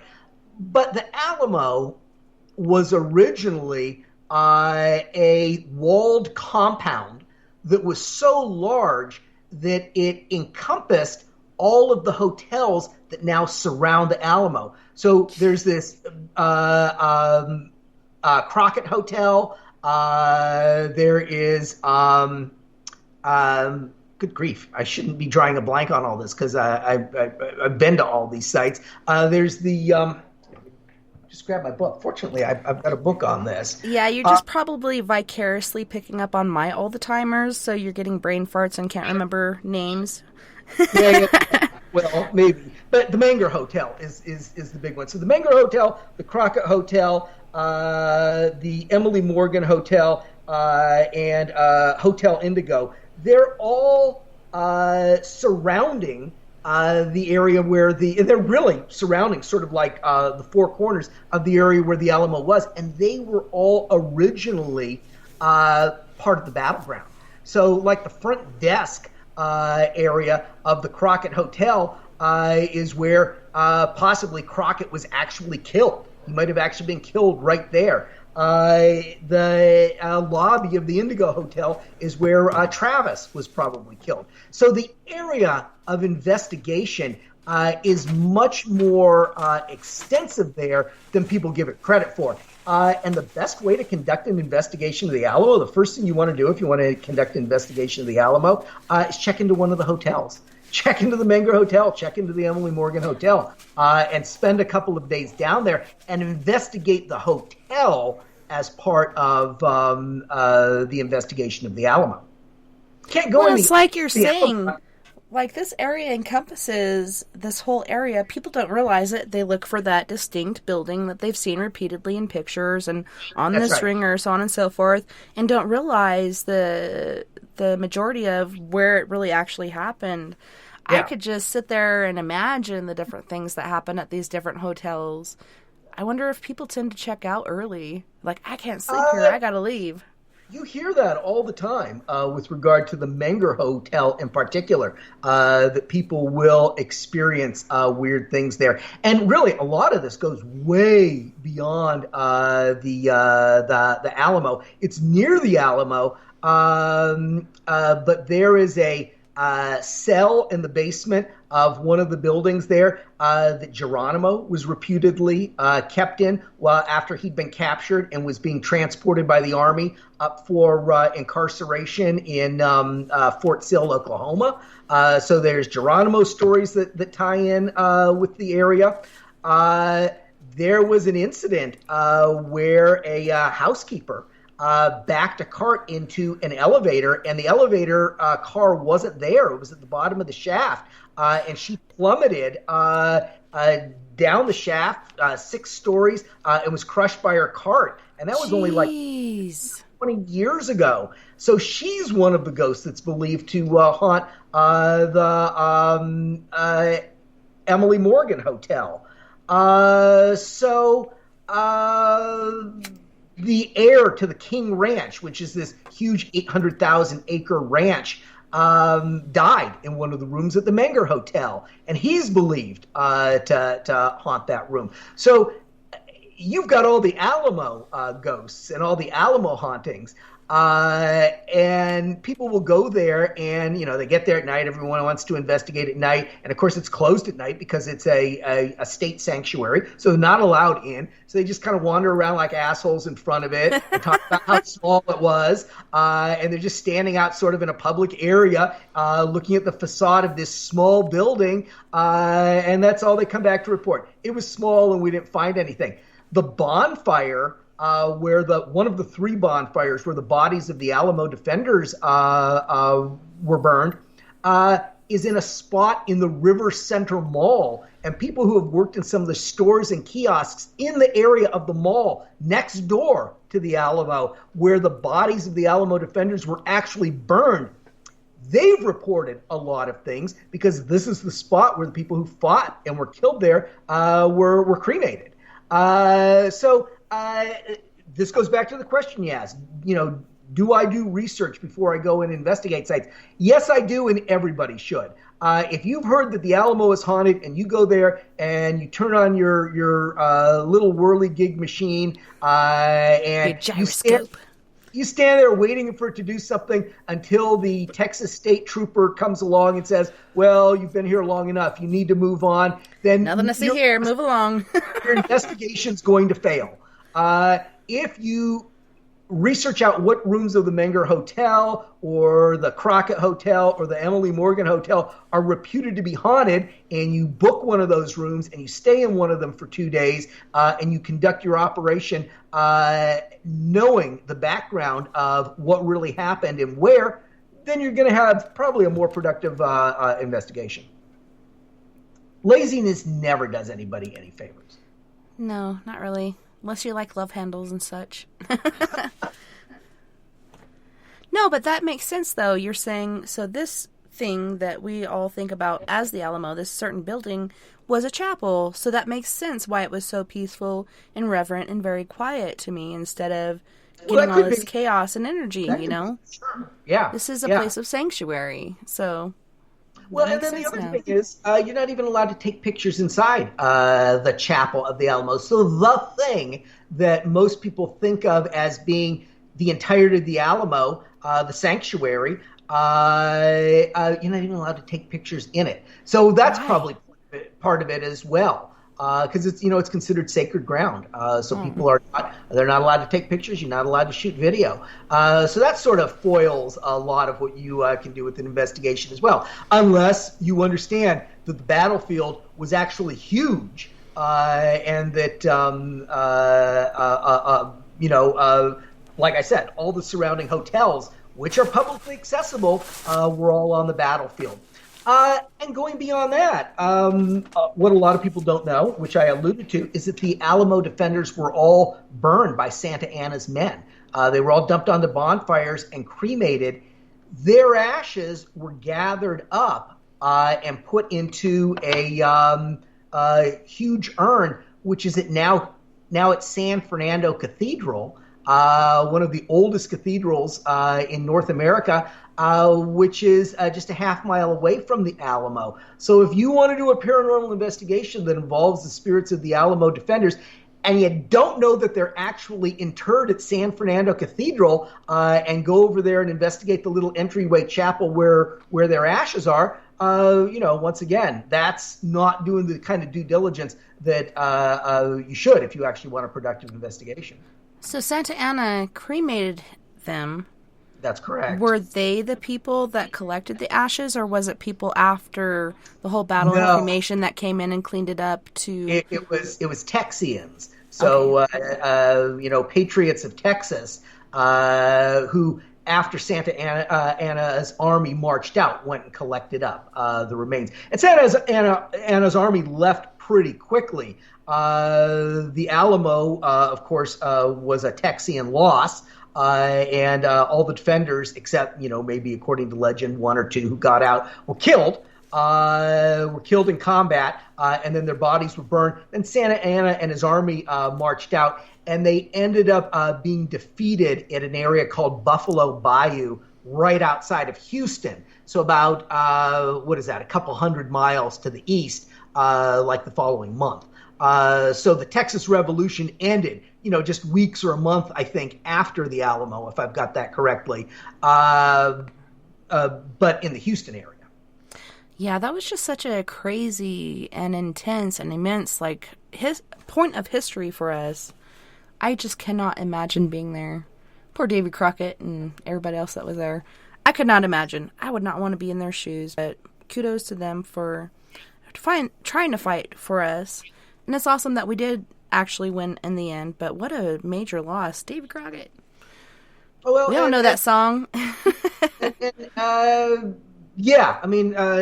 Crockett, he's misunderstood, I think, because people always imagine that he has a hat made out of a raccoon. King of the Wild Frontier. and he didn't.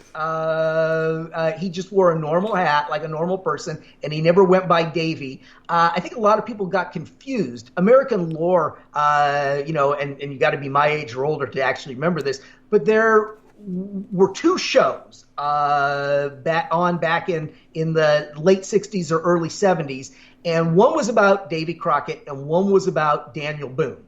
And they were both played by the same actors, Fess Parker, and they both had the same costumes, and all the stories were the same. So in American minds, most Americans who have heard of Daniel Boone or David Crockett don't know one from the other. But the one lived a century after the other, and died in Texas. And he wore a normal hat, and he didn't go by Davy because grown men don't get called names like Davy. Only Grandma called him that. Exactly. He went by David Crockett, and he ended up dying at the Alamo. And he is the person who has said my favorite quote about Texas. When the Texas Revolution was starting up, and he was arguing with some people about whether they should join in, he said, "You all can go to hell. I'm going to Texas." And they did win, ultimately, and Texas was an independent republic for 9 years. So Texas was an independent country for 9 years, from 1836 to 1845. Well, I hate to be irreverent and think of my favorite term about Texas, and I blame my dad for this one because before I went to boot camp, he made me watch Full Metal Jacket. Oh, and good. What I remember from that is the only thing that comes from Texas is steers and queers, which, is pretty harsh, but... Thank you, Art Ermy. Yeah. But the thing about that saying is you just readapt the saying no matter where someone is from. So they use that for Oklahoma or Nebraska or Iowa. That's the shtick with that. So when someone says, "Where are you from?" Recruit, and they say, I'm from Kansas. Sir. What? Kansas? There's only two things from Kansas. So. And you can't say I, this recruit, because there is no I in a team. Whatever. Well, we have about 4 more minutes before we go to our second musical break. Is there anything that you wanted to add on to the whole Alamo and Texas and things like that to kind of wrap it up these last couple minutes we have before the second musical break?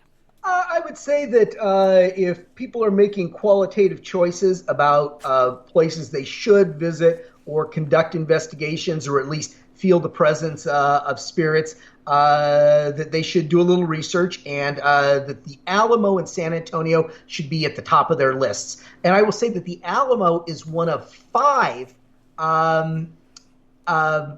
monasteries or church complexes, monastery complexes, that you can visit in San Antonio. And most people don't know about the others, the missions. They call them the missions. So there were a whole series, 6 of these, built along the San Antonio River. Why so many? Because the Spanish conquered Texas, and part of the way they consolidated their power was by building these missions, setting up farms around them, drawing in the local hunter-gatherer Indians to be part of their community there, and then having them farm the land, convert to Christianity. So each of these missions would have had 300 or 400 Native Americans, American Indians, who otherwise would have been hunter-gatherers, who then became settled at the mission. So it was part of the military, economic, and religious control of what was a colony of Spain at that time. But the Alamo was only one of them, and it was actually one of the least impressive. And some of the others are really, really, really incredible. So I would say that great area for paranormal investigation, great area to visit if anyone is interested. But don't just go look at the Alamo and don't bitch and moan because it's small. Understand the context of what you're looking at and go visit some of the other missions too. And the hotels. Holy shnikes. And like you're saying, like for a place to be haunted, it's got to be old, so on and so forth. But a lot of people will build houses on properties and they're like, my house is haunted. I just built it. Why is this haunted? Well, I think it has to do with what happened on that property, or perhaps you're haunted, or maybe something in your furniture is haunted. There's so many different variations of what could be going on. But just because it's a new house doesn't mean it can't be haunted. The Alamo Dome in San Antonio has a lot of haunted lore associated with it. How could the Alamo Dome be haunted? Because places like it are always built on ratty old neighborhoods where they want to do urban renewal. The George R. Brown Convention Center in Houston. We did an investigation in the park across the street from it, and we're finding evidence of haunting in the park across the street from the new convention center. Why? Because it used to be a slum, and there were all sorts of things that happened there before they turned it into a convention center and a park. And it's amazing. Have their history. Yeah, from the East Coast and beyond. You know, back in the day, we built our house here. Turns out it was an Indian burial thing going on. And then recent day, you know, we have cemeteries that were in Chicago or different other places that they dug up a lot of the bodies, and instead of putting them back in individual graves, they did mass graves. And then they build a park or apartment complexes, and they wonder, why is all this stuff happening? There's unrested spirits, like you broke their peace, their rest, whatnot, and now they're just like, why am I here with a whole bunch of other bodies? Like, nobody's understanding what's going on. I just don't understand that, and I think it's all monetary stuff, which has affected so many different things in our life. But it's really sad. Like, I cannot imagine doing that. And we were talking last night as well about the certain general who went in and was digging up graves and putting them in caskets. But to make more money, they're charging for adult caskets and then breaking these bodies apart and putting them in baby or child caskets and making more money that way off of people. And then also taking like their war medals and different heirlooms and such that were passed along. And this guy eventually got busted, but before he did, he was haunted by a certain soldier that he stole like the purple Purple Heart medal or something off of, and put it on his desk as he's writing in his journal and smoking his cigar, and all of a sudden this guy starts haunting him. Like, there is a precipice. Like, you do not disrespect, you do not do these certain things, because otherwise you're going to have a reckoning. Yep. Money. There are things that I would not do. Yeah, money's not that important to me. But on that note, we are going to go to our second musical break. On this break, we have Mr. Britt Casey from Boston, Massachusetts with Main Thing. We have Mystique from Milwaukee, Wisconsin with Time for School. Mocha T with My Life, and Mystique again with Rampage. And Mystique and Mocha T are both from Milwaukee. You guys don't go anywhere. We'll be right back after this musical break. I like it when you pop it, drop it, swing. Nah, don't stop it, doing that thing. Go, go, girl, keep doing that thing. I just wanna make you my main thing. Keep going, baby, now don't you stop that. Vanilla chocolate flavored, you're the only one that I'm searching for. You the one for me and I can't complain. You sunshine anytime it rain. Not around then I might go insane. I just wanna make you my main thing. I like it when you pop that, drop that. Keep going, baby, now don't you stop that. Honey, you're so sweet, I can't ignore. Thinking about you both more and more. Making it pop and drop and swing. I could be the carrier, you my queen. Yeah, they look good, but you I'm saying. I just wanna make you my main thing. I like it when you pop that, drop that. Keep going, baby, now don't you stop that. Who's them dudes in the back with the black on? True deep, don't sleep or slack on. Come to the money, honey, I'ma get a stack on. Excuse me, ma, can I get my Mac on? To the left, throw it to the right. Do it like you wanna do it to me all night. From the block, kid know how to act hard. Like brick house, women with a fat backyard. In the club with me and my man skillin' that. In the back door with me and my man chillin' that. I'm on the floor, I'm like, damn, she killin' that. It's going down, no cop around, feelin' that. I'm fly, I'm a guy that'll get him. Player like me, need two of you with him. Call you a lollipop and I wanna lick up you. Number one, my top choice of pick. Yo, give it to me, ma. Go, go, girl. Nah, don't stop. Oh, no, girl. Break it down for me, hit it, get it gone. Can you keep it going? On and on and on. Now give it to me, ma. Go, go, girl. Nah, don't stop. Oh, no, girl. Hey, break it down for me, hit it, get it gone. Cause you got it going on and on and on. Can't deny the way that you too fly. Anytime that I look you in the eye, a phenomenon that I can't explain. Like the things you're doing to my brain. You the only one to take away my pain. I just wanna make you my main thing. I like it when you pop that, drop that. Keep going, baby, now don't you stop that. Can't stop thinking about how you move and all the things that I'ma do to you. True, this might be a little bit strange. Don't care if I don't even know your name. That's why I wanna tell you this simple and plain. I just wanna make you my main thing. I like it when you pop that, drop that. Keep going, baby, now don't you stop that. Who's them chicks all thick with the pumps on? Lumps in the front, back with the bumps on. Not a cat hoping that he get his humps on. I'm way beyond with them other chumps on. Sweet enough to eat and he might bite you. Wanna make love to you, I don't wanna fight you. Nobody like you, not a one like you. When you come around, no telling what he might do. Right now in the club, who the dawn? Want a man that got it going on later on. I could tell by the dancing, you digging this song. You can tell I've been digging you all night long. And I love to be digging in you all night long. Party right here, hottie all night long. Let's flex it to the coat check, exit to the Lexus, Nexus, triple exit. Come on, give it to me, ma. Go, go, girl. Now don't stop. Oh, no, girl. Break it down for me, hit it, get it gone. Can you keep it going? On and on and on. Now give it to me, ma. Go, go, girl. Now don't stop. Oh, no, girl. Hey, break it down for me, hit it, get it gone. Cause you got it going on and on and on. I like it when you pop it, drop it, swing. Now don't stop it, doing that thing. Go, go, girl, keep doing that thing. I just wanna make you my main thing. You pop it, drop it, swing. Now don't stop it, doing that thing. Go, go, girl, keep doing that thing. I just wanna make you my main thing. Vanilla chocolate flavored, you're the only one that I'm searching for. You the one for me and I can't complain. You sunshine anytime it rain. Not around then I might go insane. I just wanna make you my main thing. I like it when you pop that, drop that. Keep going, baby, now don't you stop that. Honey, you're so sweet, I can't ignore. Thinking about you both more and more. Making it pop and drop and swing. I could be the carrier, you my queen. Yeah, they look good, but you I'm saying. I just wanna make you my main thing. I like it when you pop that, drop that. Keep going, baby, now don't you stop that. Can't deny the way that you too fly. Anytime that I look you in the eye, a phenomenon that I can't explain. Like the things you're doing to my brain. You the only one to take away my pain. I just wanna make you my main thing. I like it when you pop that, drop that. Keep going, baby, now don't you stop that. Can't stop thinking about how you move and all on the things that I'ma do to you. True, this might be a little bit strange. Don't care if I don't even know your name. That's why I wanna tell you this simple and plain. I just wanna make you my main thing. I like it when you pop that, drop that, keep going, baby. Now don't you stop that.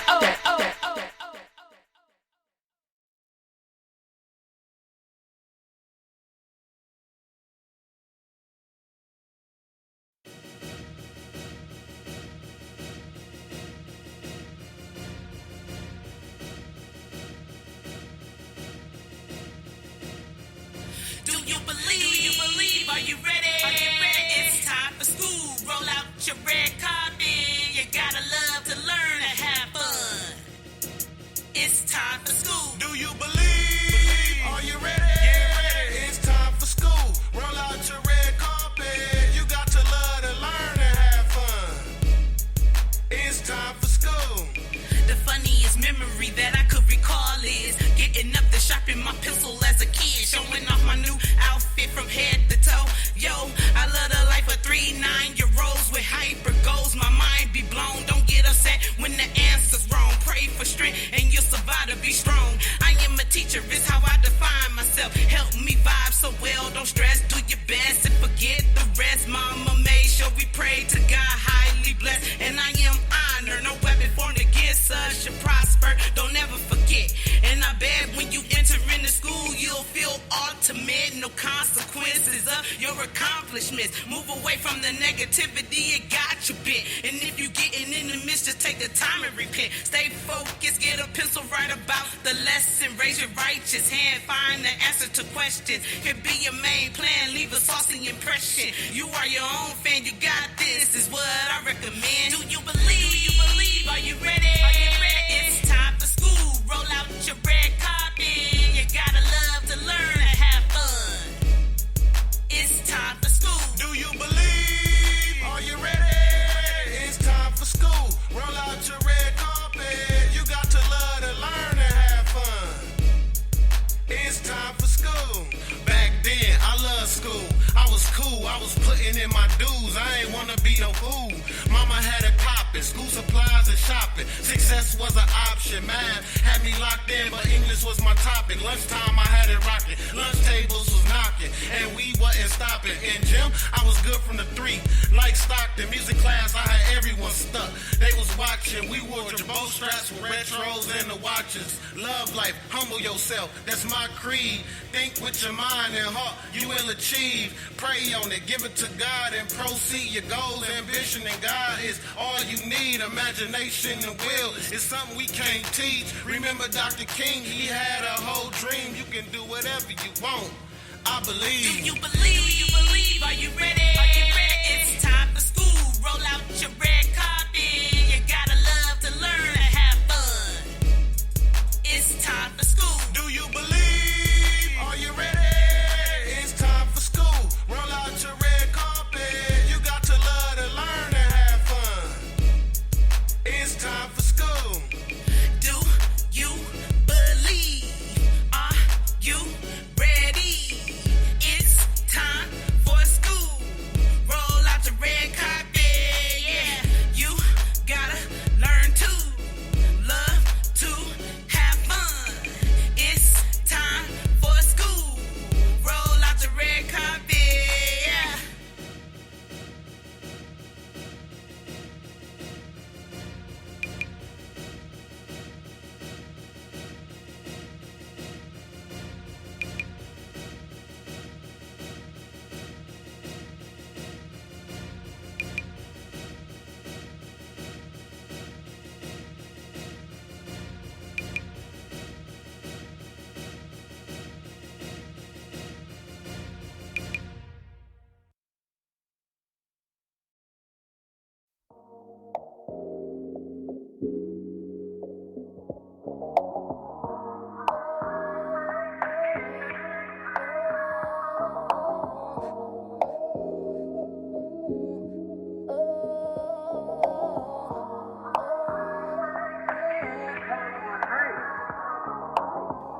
Life, the quality or state of being alive, a living organism, and I am. Mocha T, let's get it. My life the sugar honey iced tea. They wonder why I smile so gracefully and wonder why I like blue cheese. When I'm lactose, 10 toes, 10 fingers, nigga, 10 hoes. Flow dope, whip it, microwave and stove was broke. Broke days, broke weeks, even broke months. A rich don't will have them going crazy. Lettuce and mac and cheese got them going crazy. Irregular, abnormal, and unusual. So unusual, I got shot for being beautiful. You can tell me love, you so gorgeous, but yet got a gun pointing to my forehead. Yo, head break bread, yeah, we gon' feast. Remember the cold nights we had nothing to eat. Southern Belle raising hell, area near you. I'm hungry and leaving no proof. My life, my life, my life. It ain't always sunshine in my life. A big puzzle, I'm trying to figure peace ain't right. They thought I wasn't gonna make it, I know they didn't. It's visual, check your vision if you got the issue. A news feed if you got the memo. Breaking news, a new wave coming. Fuck a wave, hurricane, so mocha-licious. I really do this, it's in my blood. Pass it to my kids when I have some. And that's hip-hop.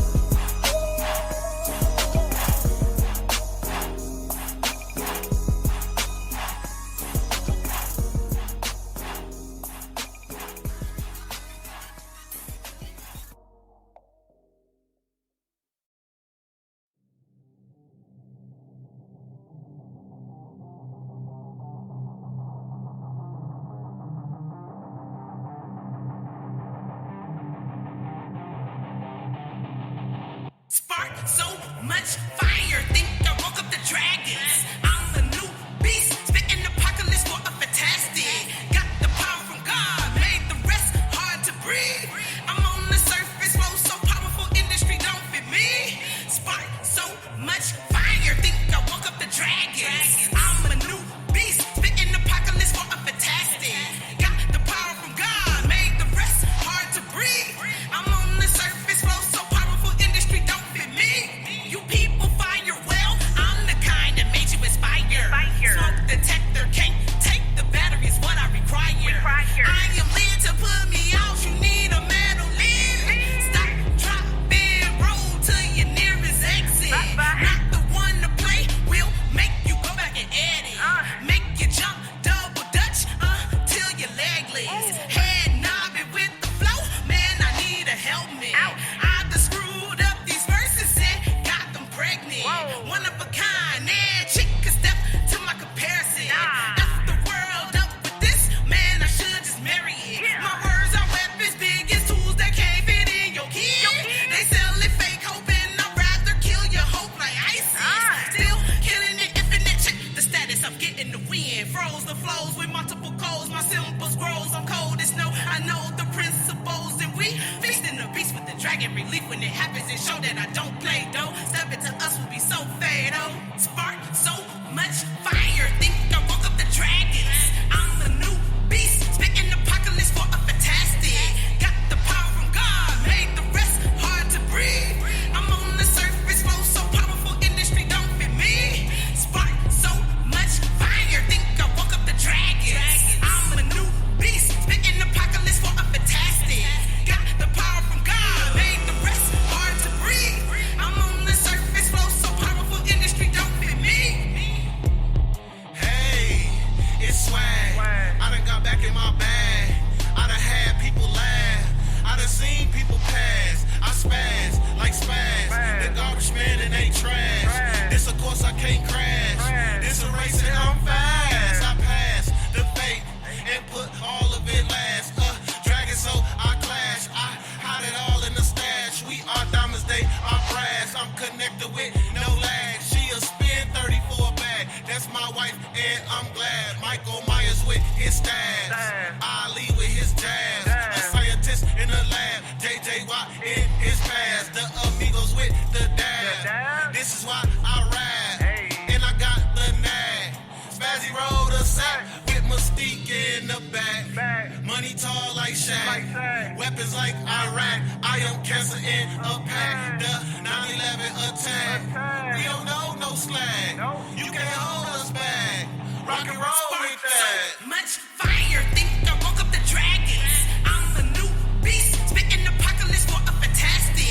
Got the power from God, made the rest hard to breathe. I'm on the surface.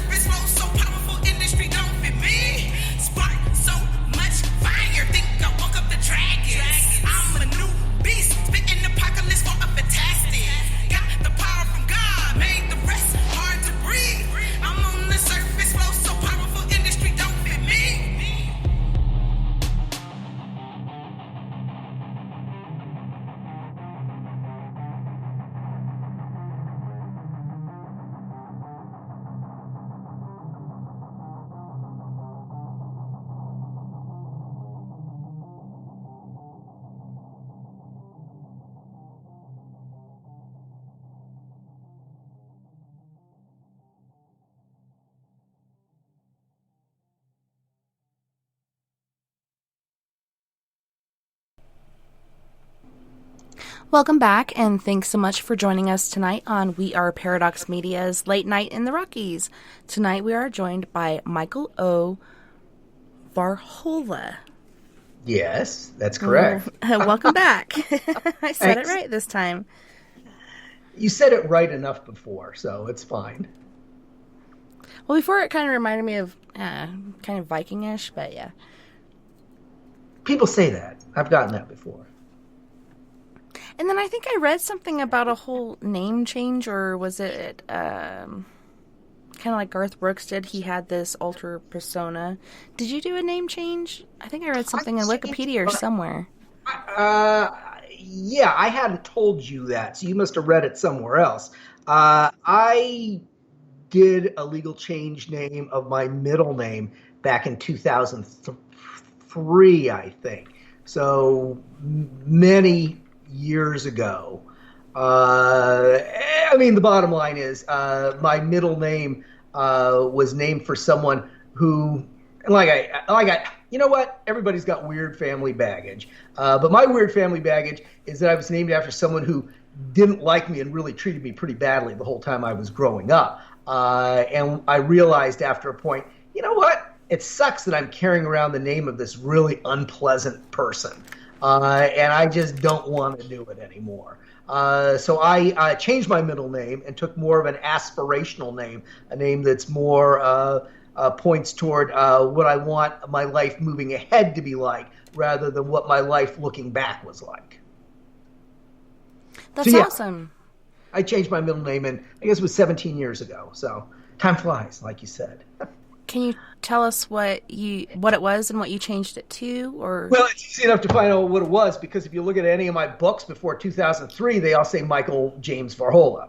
So my name that my parents gave me was Michael James Varhola, and I changed my middle name to Odysseus, which is more of a classical name. And like I said, it really points towards the kinds of things that I want my life to be about moving ahead. And what do I mean by that? we make our own destiny. We make our own destiny. And, you know, Odysseus was a great hero. Am I saying that I'm a great hero? No, not by any means. I'm not a great hero, but there are so many qualities. I mean, I've thought before that humorously, you remember those books, All I Ever Needed to Know I Learned in Kindergarten, and the other spin-offs on it. A book that I would write would be Everything I Ever Needed to Know I Read in the Odyssey. So for me, it is an ancient book of wisdom, and people have founded whole religions on ancient books of wisdom, sometimes just on 3 or 4 or 6 passages out of entire books.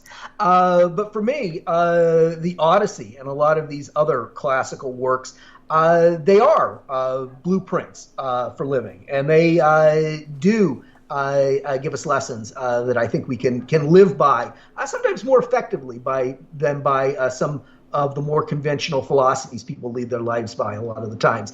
So that's why I chose that name. And a big example of how it's informing something that the kinds of things that I do. A couple of years ago, in 2018, exactly 2 years ago, I ended up doing a 500-mile pilgrimage hike.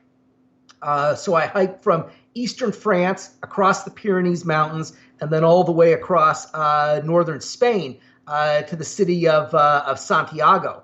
So it was a 500-mile pilgrimage hike across northern Spain that took me, I think, 35 days. And that kind of a spiritual journey, that kind of a physical activity that reverberates on multiple levels of existence. It resonates physically and psychologically and spiritually. That was a very meaningful experience for me. It really affected a lot of what I've written over the last 2 years, and the way I've thought about things over the last 2 years to have done this hike. And the big project I have planned right now, the thing that I am going to do 1 or 2 months after I get a vaccine for the coronavirus, is I'm going to go to Greece. And I discovered, as part of a project that I was working on, this is really amazing. everybody's heard of Hercules, and most people, Hercules is just this big strong man. He's sort of a buffoon. He is sort of a clownish character who's been played by, Kevin Sorbo or any number of other people over the years. But 2,000 years ago, he was a great hero. He was a great demigod. He was someone who people modeled their lives after. And while working on a project that tied in with the labors of Hercules, I discovered something that to me is very amazing. It doesn't have to be amazing to anyone else. A lot of people are simply not going to be interested in this. But what I learned was that the labors of Hercules, the 12 labors that took him 12 years to do, are actually all through real places. And you can actually trace the route that Hercules took to when he performed his labors. And I was actually able to create a map that showed the route that Hercules took while he performed these labors. And as soon as I get a vaccine, I'm going to pack up my backpack and get a new pair of boots and fly to Greece and spend 30 or 40 days hiking through the area called the Peloponnesian Peninsula, recreating the route that Hercules took as part of a spiritual journey, because the things he did are all moral lessons and psychological lessons. They're not just entertainment. They've been turned into sort of this cartoonish thing, but Hercules was a flawed character who did terrible things, and everything he did after that was about redemption and self-improvement. He was trying to do good things, but they always turned out wrong. It's kind of like that king that everything he touched turned to gold, or on the other hand, you could say everything he touched turned to shit. But sure, people Midas, talk right. about King Midas. People talk about these things and call it mythology, but to me, like, all these different scripts that are passed down to me are reality. You know, you might think it's a fairy tale, but to me it's very real. And I can totally relate to Hercules going through that whole klutz phase. I didn't grow out of it until I was 18. No matter what drink I reached for or what I tried to do, I was either falling up the stairs or knocking over drinks, so on and so forth, like messing things up. And then once I turned to 18, I finally quit doing that. It was really strange. And my daughter's going through it now, too. I'm like, you'll grow out of it. But wow, I still haven't grown out of it. So if you grew out of it by the time you were 18, you did a good job. So I did, but I had a whole relapse on that. Sure. Right. So that's my current project. That's what I'm planning for. I go out and do my hike every day. I'm an old infantryman. So I can say in all truth that I used to hike for a living and had the U.S. Army as a sponsor. So that was something that I used to do, and it's something that I still love, because you can see a country in ways that you'll never see it any other way if you're doing it step by step. So that just made me think of this new thing going on called Randonautica, and just like it sounds, it's random generated numbers that take you to a nautical location. So it's pretty interesting. I tried it one night, and my husband and I went, and it was funny. Like, we'd go to a location, let's go somewhere else. Instead of sitting there and trying to recalibrate, he'd just take off one random direction or the other. I'm like, can you just wait? But he just seemed like very, very like impatient about the whole process or whatever. But it was intriguing, the different locations that we did find, and there's anomalies, there's attractors, there's voids, so on and so forth. That's kind of cool. That's a neat thing. We went at night. You're supposed to go during the day, but I like creepy, things. So I'm like putting my intention as creepy. I want to find creepy, haunted, whatever things. So I want to go back during the day, because I do have these locations saved, and see what we do find. A couple of them. One was on the reservation. The other was on Foxfire Lane or something like that. But yeah, it's very creepy. And I'm like, come on, let's get out. I'm not going to get out. You get out. Well, I'm not going by myself. So let's just go to the next one. But it gives you 10 locations per day. And then you can do it repeatedly. But it's amazing the different things that people have found according to their intentions, like yellow or purple or death or so on and so forth. It just depends on the individual. People find the colors they put out as their intention, and people have found dead bodies or people that are in the process of dying. It's been pretty creepy. Even like old-looking witch villages out in the middle of nowhere.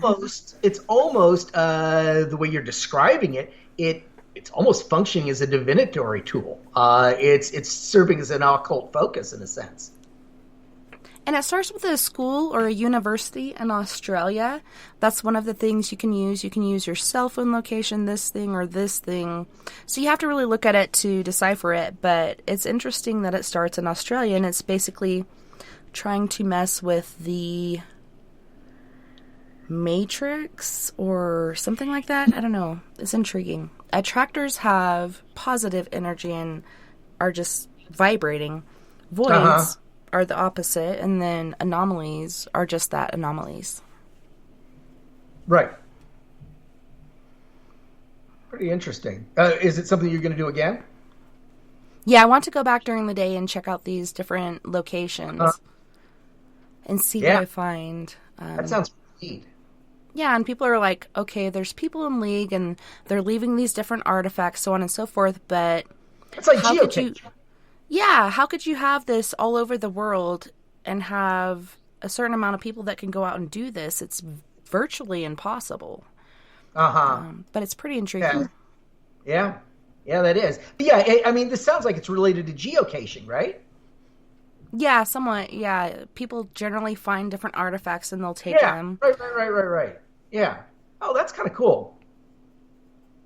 Yeah, it's a good way to spend your time, and the way they do it as well is a bubble of like 10 miles. So that way you don't have to drive too far to certain locations. And I don't think we drove more than 5 miles to any certain location, so it was pretty cool. Manageable. Yeah, good on gas. And a good way to like waste time with your loved one or friends or whatnot. Because don't go alone. Right. Because don't go alone. Yeah, no, when I go to Greece for my pilgrimage hike, it'll be alone. So now when I did the pilgrimage hike across Spain, the 500-mile hike across Spain, that was my wife and I together back in 2018. But as she has said, that was a once-in-a-lifetime experience for her. It was the second toughest experience of my life. If the first really tough experience of my life, I would have said would have been infantry basic, the 13 weeks of infantry basic that I did back in 1985. Hiking the Camino de Santiago, the 500-mile hike over 35 days, was probably the second most challenging and demanding thing. And considering I was a lot older, too. And I expect that this in the footsteps of Hercules hike that I do through northwestern Greece is going to be, well, I'll be by myself, and everything I have to rely on is going to be in my pack, and I suspect it'll be a pretty challenging thing, but pretty rewarding, or I wouldn't be doing it. For sure. I definitely want to check out different countries. I think the farthest I've gotten from the United States was Mexico. But it's so intriguing. Mexico has its merits. I like Mexico. So yeah, it's an adventure for sure. What's the furthest I've ever been? I mean, I've been to China. I've been to South Korea. I've been to Philippines. So I've been to Vietnam. Vietnam is pretty awesome, actually. So I've been to that part of the world, and then Europe. And then back in 2015, I spent a couple weeks backpacking around Ethiopia, which was kind of neat and very spiritual. Went to some 1,000-year-old temple complexes that were completely carved out of rock in subterranean areas. Hiked up to monasteries up in the hills. So Ethiopia was a pretty special experience. And then spent about a week backpacking around Morocco after I did the Camino de Santiago. So yeah, going to other countries and seeing them literally from the ground up. It's challenging, and it tells you a lot about yourself, and it tells you a lot about parts of the world that you otherwise would never learn.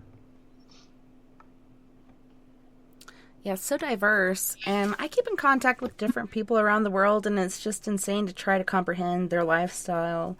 It's so different than ours, but like you said, it can be spiritual because it takes you away from different things that we're inclined to be a part of. You know, it takes you away from that and gives you that sort of cleansing of the spirit and person and mind and such. But holy shnikes, that's pretty cool. Did you ever get to go on a safari? I've never been on a safari. My brother lived in Tanzania for a couple of years, and I was supposed to go visit him there. My wife and I were going to visit, and then it never really panned out, and I found out later that she never really wanted to do it, and that's kind of why it didn't pan out. And then my brother ended up in Ethiopia, and that was my hook for going over there. And I was able to use his place as a base of operations, and he really helped facilitate a lot of what I did when I was over there. So that I just bought a ticket and got on a plane and flew over there and did that myself. And the whole thing in Greece, once again, I don't think anybody else wants to do this with me. It's very esoteric, so it's going to be me and hiking through one of the most ancient countries in the world. So. Which is, it's kind of my dream. It's kind of what I want to do.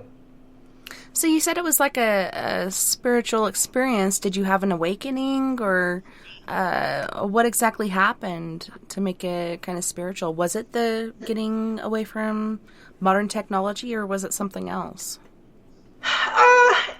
Yeah. What is it? It's lots of things. When you're talking about the Camino de Santiago, where we hiked across northern Spain, one is that you know that you're walking in the footsteps of some spiritually significant person. So in this case, it was James, the brother of Jesus, is the person who originally walked this route across northern Spain. And then his, according to legend, and then his bones, according to legend, are buried in the cathedral in Santiago there. So part of it is knowing that you are walking in the footsteps of a person like that. Part of it is knowing that you're walking in the footsteps that other people have walked in, walking the trail that other people have walked for 1,000 years. You're doing something that is a shared experience with people going back to the 1000s at least. Part of it is going to Templar commanderies and ancient churches, and just all of these ancient churches and shrines and things that people have built out of piety or for whatever reasons along the trail. So it's communing with an ancient land. It is contemplating what those who have gone before you have experienced. It's interacting with other people who are sharing the same experience. It's suffering. There's a lot of suffering because, once again, you're carrying everything that you need on your back, and you're walking step by step, 13 miles a day on average, but as much as 25 miles a day on rough days. And one of the weirdest experiences I had, I mean, it's all just weird experiences. One of the weirdest experiences I had is one day I was walking through this city. I forget the name of the city. I can find out. But I was walking through this city in Spain, in northern Spain. It's a city I'd never heard of. It's a city I'd never seen pictures of. And it was surreal to me to walk down the streets and be surrounded by thousands of people whose existence I've been completely oblivious to. It's not like there aren't cities that I've never been to. I can tell you cities I've never been to, but this is a city I'd never been to that I'd never heard of. To me, it was just a blank spot on a map, and suddenly I was in this city surrounded by people, and going to this ancient church that had been built by Templars in this city, and looking at these ancient artifacts, and there was just this whole story that was so complex. And if I spent the rest of my life in that city that I'd never heard of, I'd never learn everything about it. And that was just very overwhelming to me, to realize that there are 10,000 cities in this world, at least, that I've never heard of, that the existence of isn't even theoretical to me, and that if I spent my entire life in one of them, there'd be more to it than I'd ever be able to learn and understand. So very, very humbling, very sobering, to realize that there are places in this world you've never heard of, that you're oblivious to, that are oblivious to you, that are so complex and so big that they go beyond anything you could comprehend in the entirety of your life. And this goes back to what we said at the beginning of the show, to people who have all this certainty. Well, I could have told you that I was certain there was no city there, but there sure as hell was once I got there. So it's experiences like that really show you your real place in the world, which is a very small place. Yeah, you like, what is this? There's nothing on the maps about it. And it just reminds me of history. Like, there's so many things that we're taught. And history, for me, is written by the winners. So you don't hear both sides of the story or the whole truth. That's true. And you're only told certain things. And It's just true. to come across this, like this whole area that you never even knew existed, like, that's amazing. Yeah. So, Because everything's basically mapped out anymore by satellites. They're even finding... well, I'm not saying, no, don't get me wrong, Tessa. I wasn't saying that the city wasn't on a map. I'm not saying that it just was never on heard maps. of it. I'm not saying that.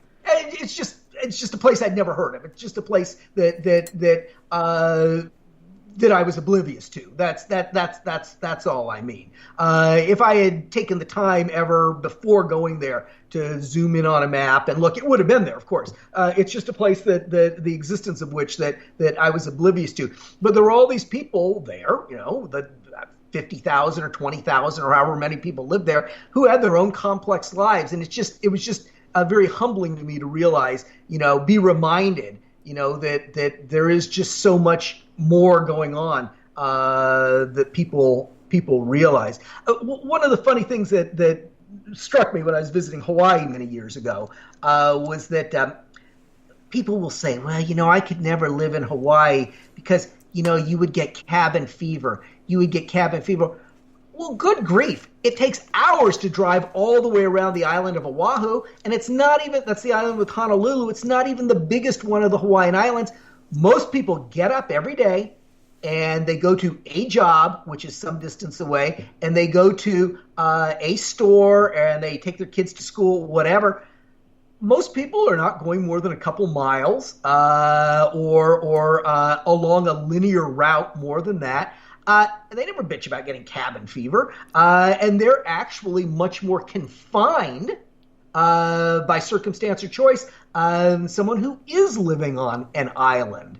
So most people's worlds, my world too, is much more compact and confined than I think a lot of times people realize. And I don't think you can really grow until you can sort of break through that and experience other things. Have you ever... So I have questions, but this one's interrupting the other ones. Have you ever got to visit the Oracle Stone? Is that the one in Ireland? I believe it's in Greece. Oh, in Greece. Oh, so like the Oracle at Delphi. Yeah. I have never been there. That's up north of Athens. It's on my list. So that's across the Gulf of Corinth. So it's sort of north and west of Athens, across the Gulf of Corinth from the city of Corinth. I'm going to be, geographically speaking, with a body of water between me and it. When I'm hiking on this hike, when I hike the northern leg of this route through Greece that I'm going through, 20 or 30 miles away from me, straight across the water of this gulf, will be Delphi.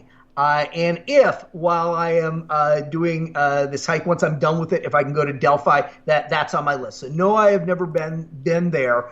One of the places I'm going is that is on the route, because there were many places like this in the ancient world, it's a clunky name, but it's referred to in ancient texts as the Cave of the Tables of Knowledge.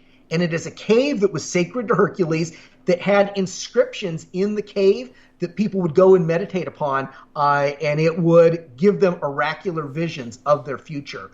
So I'm trying to track down where that cave is, and I found a couple of candidates, and the closest one I found is a sacred cave that has a monastery built in front of its entrance. And I think that would be the one that people had co-opted and put a monastery in front of. Is that the one that has like the super huge doors on it? Probably. It's like these doors built onto a rock face. Yes. Yeah. That's probably it. Yeah. So that's in the one I'm talking about is in a place called the Varhola Gorge in the northern Peloponnese. So well, could be that spot that you're talking about. So there are a lot of places like that throughout the ancient world. But yes, Delphi is one that I definitely want to visit while I'm there if I can. But the Cave of the Tables of Knowledge, that's one that I'm going to try to visit if I can find it. And then the very end of the trail that I'm hiking has a cave that the ancient Greeks believed was an entry to the underworld. So it was the cave that Hercules went into, battled the three-headed dog Cerberus, and then dragged Cerberus up out of hell from this cave. And that is where this pilgrimage will end, at the cave there. So that's epic. I hope it will be epic. One way or another, it will be epic. But we can't always predict exactly how these things are going to go. Well, either way, I'm still envious. No, if these are things, the kinds of things you want to do, I think you'll be able to make do. I mean, if people put their minds to these things, I don't want to be stealing anybody's trademark term, but there is something to be said for saying just do it. When you have the opportunity. A lot of people, and I'm speaking for myself, your courage fails and you have a chance to do something and you're like, well, maybe next year. And if there's one thing the current crisis has reminded us is that there isn't always a next year. Anything I had planned for 2020 didn't happen. I was on 7 cruises in 2019. I ended 2019 so exhausted that I swore I did not want to go anywhere in 2020. And I got my wish. They say be careful what you wish for. But one of the things I do is I lecture on cruise ships. I do historic and cultural lectures on cruise ships. So I spent, good Lord, I think 72 days at sea in 2020. Bermuda, Egypt, Abu Dhabi, Rome, transatlantic from Fort Lauderdale to Venice. I was just freaking exhausted. But I'm not complaining because if you can get a gig giving lectures on cruise ships, then you're kind of stupid if you complain about it. Right? I know. I thought I was going to get to go on a cruise. My mom was about to ask me, she's like, how would you like to go for a 12-day, 13-night stay at my house and watch my animals? And I was like, oh shit, I thought I was going to go on a cruise. Aww. Yeah, that's cool. At least it's kind of like a vacation from all the, land piranhas here at my house. But it was nice to get away. But I was like, oh, I'm about to get asked on a cruise. And all of a sudden I'm like, okay, yeah, I'll do it. Yeah, that sucks. But it's so crazy. Like, I was just thinking today, we've been talking to my oldest daughter. She's 20. We've been talking to her for years, since she was like 2 years old, about going to Disneyland. And so we finally did it this last year. And I'm so glad we didn't put it off another year, because we might not have been ever able to go, even though they reopened it. I ain't going to fall for that. No, better that you did it when you had the chance. Because in December of last year, when I was saying, I do not want to go anywhere for the foreseeable future, that was a week or two after we'd heard about coronavirus. But I didn't know it was going to turn into what it did. I wasn't thinking of it when I said that. And in December, I didn't have any travel planned, and it's just as well that I didn't, because in the last 6 months, I've left the house once a week on average, and it's to do curbside pickup at the grocery store, drive to the pharmacy to get meds. I mean, I don't go anywhere. I think we were social distancing before it was cool, so we're used to it, and everybody else is just losing their minds. For me, it's I'm nice. made for social distancing. I know there are people who resent that. People get cabin fever. They get bored. I don't get cabin fever. I don't get bored. I never run out of things to do. I'm going to go to bed. I really entertain myself. If I can get through half the items on my to-do list in any given day, I'm doing well. I do not get done. I run a business. I run a publishing company called Skirmisher Publishing. I've got like 300 publications that we've published over the last 18 years. So I've got things I have to do to manage them. I've got projects in the works. I've got things that we're working on. I never run out of things to do. I never run out of things that I'm interested in. The only thing I ever run out of is time. So I know you do gaming modules and such. Is this similar to D&D as far as rolling dice with these certain games? And if so, my husband is creating games all the time based off D&D, like dice rolling, and he's really put a lot of thought and energy and stuff into these things. Like, is your publication a place that he could go with his game to get it out there? Or how exactly does all this work? That's too many questions at once, I'm sorry. No, fine. Well, first, the answer to the first part of your question is this like D&D? It's so much like D&D that in some cases it is D&D, because my company has a license to produce licensed D&D products. That's awesome.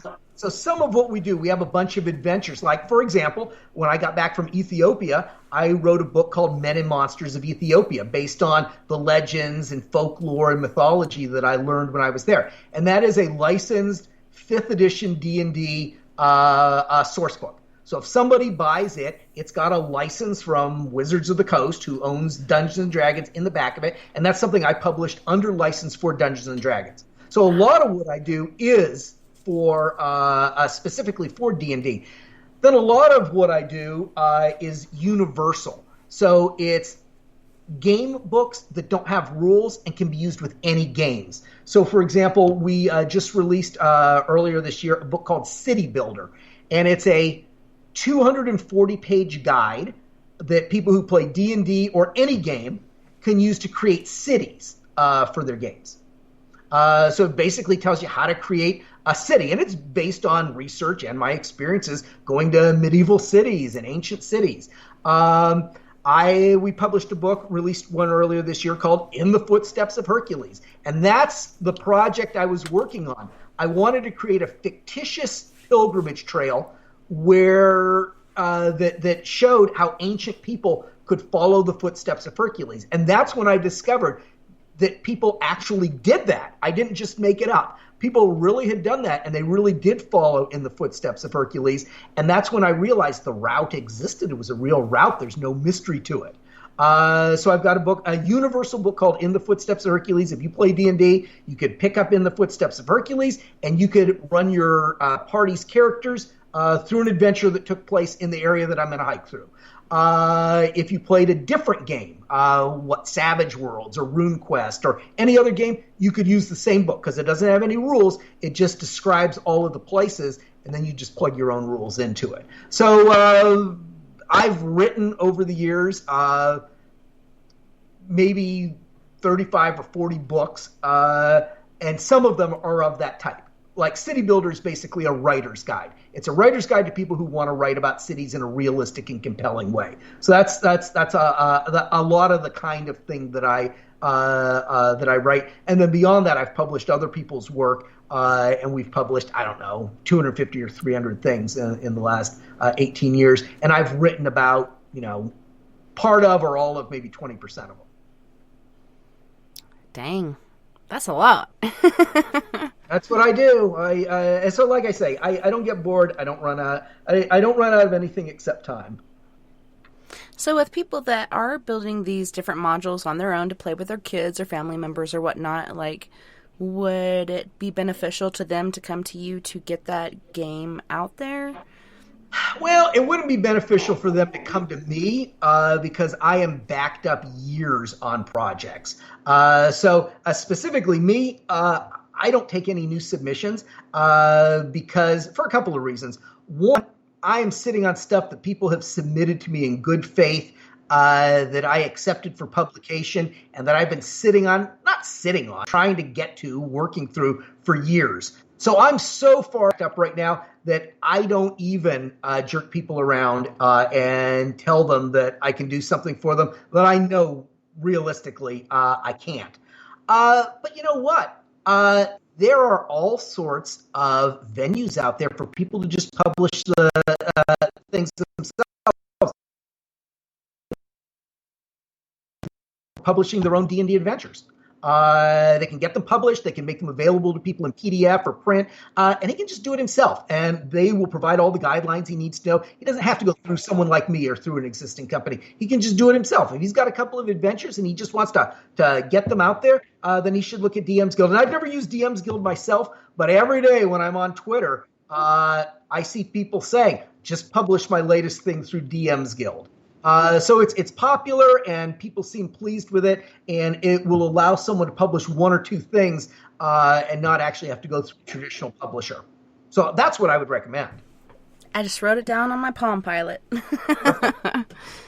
That's awesome. And I love role-playing. Like, I was younger, I'd check into different churches and such, and then at the age of 7, I was baptized into the Mormon church, and then after the age of, I think, 14, in and out throughout my life, but I was always taught, never mess with Ouija boards and don't play D&D. These things are evil. But then I met my husband, and I'd seen different friends play it, but never approached it.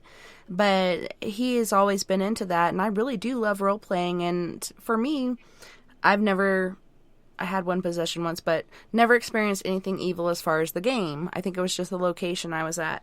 But it's fun, and it, like you said, it keeps your mind active, and it keeps you occupied, and oh my gosh, you could spend hours playing. It's really just role-playing games are just a structured form of what kids do naturally. So kids play cops and robbers, or a kid will take a box and pretend it's an airplane. That's role-playing. All role-playing games do is apply rules to actions like that so that they will be consistent. They'll apply themes or rules, and they'll say, well, in this case, everybody who's playing is in a fantasy world. You know, the games that I run, they're all set in a fantasy version of ancient Greece. So it's Greece of about 1,500 years ago, and all the characters are living in Dark Ages Greece, and, you know, doing things like hiking this pilgrimage trail or whatever. So that's the theme that I apply to it. But that's all role-playing games are. The idea that they're evil, I don't know. I don't want to get into the psychology of people who need to find evil everywhere. People who see evil probably know evil better than the rest of us in a lot of ways. So going along those lines, have you ever used or witnessed the use of a Ouija board? I've witnessed it. I've never used one. I've witnessed the use of other things to include attempts at summonings. I do not think that Ouija boards and role-playing games are the same thing at all. I do believe in a spiritual, unseen world, and I used the term occult focus earlier when we were talking. I think a Ouija board is potentially very, very dangerous. And some of the most disturbing personal paranormal experiences I have had have actually taken place on spots where Ouija boards manifested something. I cannot say strongly enough that I think people should avoid them, and I don't have anything to do with them. Now, you know what? I'm not the boss of anyone. I don't tell other people what to do. It's just advice. But I wouldn't touch them, and I think it's a bad idea. Everybody has enough problems. I think tampering with stuff like that will only give you more problems than you already have. Who the hell needs more problems? I think whoever is putting this out, whether it's Mattel or whoever the heck is putting out this board that's for children 8 years and up or whatever, like what a way to produce this, like friendly for children. It's a parlor game, so on and so forth. But like you're saying, it's terrible. Yeah, people are using this a lot of times, especially when you're kids. You get freaked out, you run away, you don't close it out properly, so you're leaving this portal open where different things can come through. I actually used a Ouija board twice in one night. It was when I was in MRP, and it was during Hurricane Bonnie, and I'm watching the girls do it, and they're like, hey, you want to use it? And so I got on and tried. Of course, I wanted to talk to my mom, and it said I couldn't. So I was like, F you, I'm going to go take a shower, and I'll see you guys in a bit. And then when I came back, nobody was there. The Ouija board was still on my rack, and I put my stuff away, went over, started using it. I didn't know you're not supposed to do it by yourself, and it just started going off like right away. I didn't even do the whole circle thing to energize it. It just started pegging, spelling out my siblings' names, my dad, tell them I'm okay, everything's okay, and then I talked to her at length about the afterlife, and she said she could be wherever she wants, whenever she wants, and she's always with me, so that makes me think of omnipresence, so on and so forth. The scary thing about it was I had several of my platoon mates, they came over, tried to get my attention. I did not hear them. I did not feel them shaking me. I was kind of sucked into this. And then finally I did hear and feel them, and I'm like, what's going on? You didn't hear us. And this Ouija board actually came from PFC Black. He actually died during training, and he got ran over by a tank. So the male and female platoons are passing it back and forth. But after that is the first time I experienced sleep paralysis, where I couldn't move and I was sore for about 2 weeks because of how hard I struggled. Otherwise, I didn't have it again until I think I was 28. So about 10 years later. Only twice I've had it, but that was the beginning of when that all happened. For me, it wasn't a bad experience. I called my dad. I was excited. Hey, Mom said this. And he's like, well, that's really cool and stuff, but that could be something else trying to make you think it's your mom. Well, that's always and trying to take advantage. That's always the question, Tessa, is it something else? Yeah. Because you don't know verifiably. You just, I'm not telling you what you should or shouldn't believe, but I'm saying that, in most cases, people don't necessarily know verifiably what they really communicated with. Yeah, so I never did it again. My mentor taught me about shielding and grounding and crystals and all these other things, and she used to use the Ouija board like a freaking cell phone. And she had invited me over several times. Hey, you want to come over and use the Ouija board with us? And I'm like, no, I'm all good there, but I'll film it if you want me to. And she's like, no, that's okay. But yeah, I never did it again. That was a kind of one and done, but it was actually twice I tried. First time unsuccessful, and second time it was really an experience. But like you said, could be anybody. Yeah. Yeah, and I don't think most people have the capacity to be able to use stuff like that. You were a Marine. You wouldn't just hand a gun to somebody and tell them, well, just figure it out. Here's a gun and here's a magazine. Just go do things. We have a lot of, God bless people, a lot of them, that is their approach to guns. But it's very dangerous, and this is why you get so many people who end up killing themselves or shooting their kids accidentally or whatever. And I think anything that has the potential for harm that you don't know how to use properly, it's just foolhardy to do it. Once again, I'm not the boss of anybody. I don't try to convince people of things. I don't try to force other people to do things. If somebody wants to do something that is going to jack them up, well, as we say, it's a free country. So a lot of people say, okay, so you think badly of Ouija boards, but dowsing rods and all these other things that are experimental, these are the same. Like, you're allowing spirits to come in and manipulate this different equipment. So it's just the same thing as using a Ouija board. What are your thoughts on that? I would say that is a true statement, that it doesn't even matter what form these things take. I don't think a dowsing rod works because it's shaped like a dowsing rod. I don't think a Ouija board works because it's shaped like a Ouija board. I think they work because of their shapes, or maybe because of their reputations, or maybe because of their histories. They resonate with someone. So you're belief in it. What's that? You believe in it, right? You're responding to its shape. You're responding to its lore. You're responding to its place in your own personal experience. Inherently, I don't think tarot cards have power, or that Ouija boards have power, or that dowsing rods have power. I think they have power because you're using them as a focus. So you might be able to use a dowsing rod more effectively than somebody else could use a Ouija board, because for various personal reasons. But inherently, I don't think one is different or better or worse than another. Like your Oracle Stone in Greece that we're talking about in Delphi. Same thing. And I think that there are people who probably are proficient enough that they can use these things effectively, or I wouldn't say safely, but within manageably. I'm not one of them. I would not pretend that I should be messing with that kind of stuff. So when you do go into different investigations, is there anything in particular that you use due to your beliefs or faith to protect yourself? Or do you not worry about that?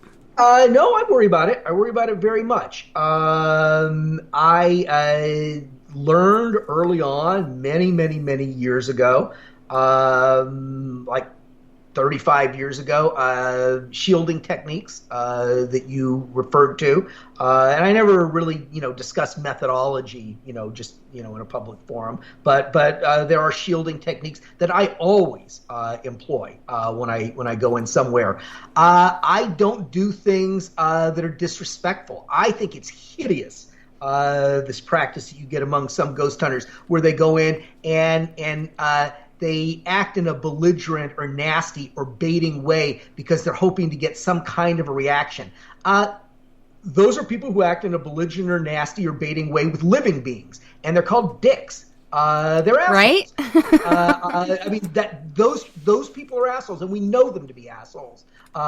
We see that kind of behavior, and we know it's shameful, and we know it's wrong. And I would never do that. I know it's shameful. I know it's wrong. I mean, basically, somebody's going in and they're badgering someone who could be the spirit of your grandmother or your great-grandmother. So it's indecent. So that's something I would never do. So I always shield myself. I always try to act in a respectful way. I don't try to communicate with anything that might be present. I guess by taking a picture of something that manifests an orb or recording something, I am communicating. I had something at one location actually say to me on my recording, "Who are you?" Wow. And that terrified me. And that was at a spot where an entity had been manifested by a Ouija board in the incident that was adopted for the story The Exorcist. That was a fictitious book based on real incidents that happened in Maryland, right outside of Washington. Well, we are at the end of our time. Can you tell our listeners how to find you and how to find your books and games? They can find a lot of the books that I've contributed to, the ones I publish, at skirmisher.com. So that's my website for my company. So that's SKIRMISHER, skirmisher.com. I'm on Facebook. I think I'm the only Michael O. Varhola on Facebook. I've got a personal page and a author page. So people could like the author page, or they could send me a friend request. I'm on Twitter as Michael O. Varhola, I believe. So people can check me out there. And those are the main ways to sort of find me or find out what I've done recently anyway. Well, thank you so much again for coming on tonight and hanging out with us and sharing your stories and such. I hope it was good. I know I babble a bit and I've got my own opinions, but I hope people enjoyed it and at least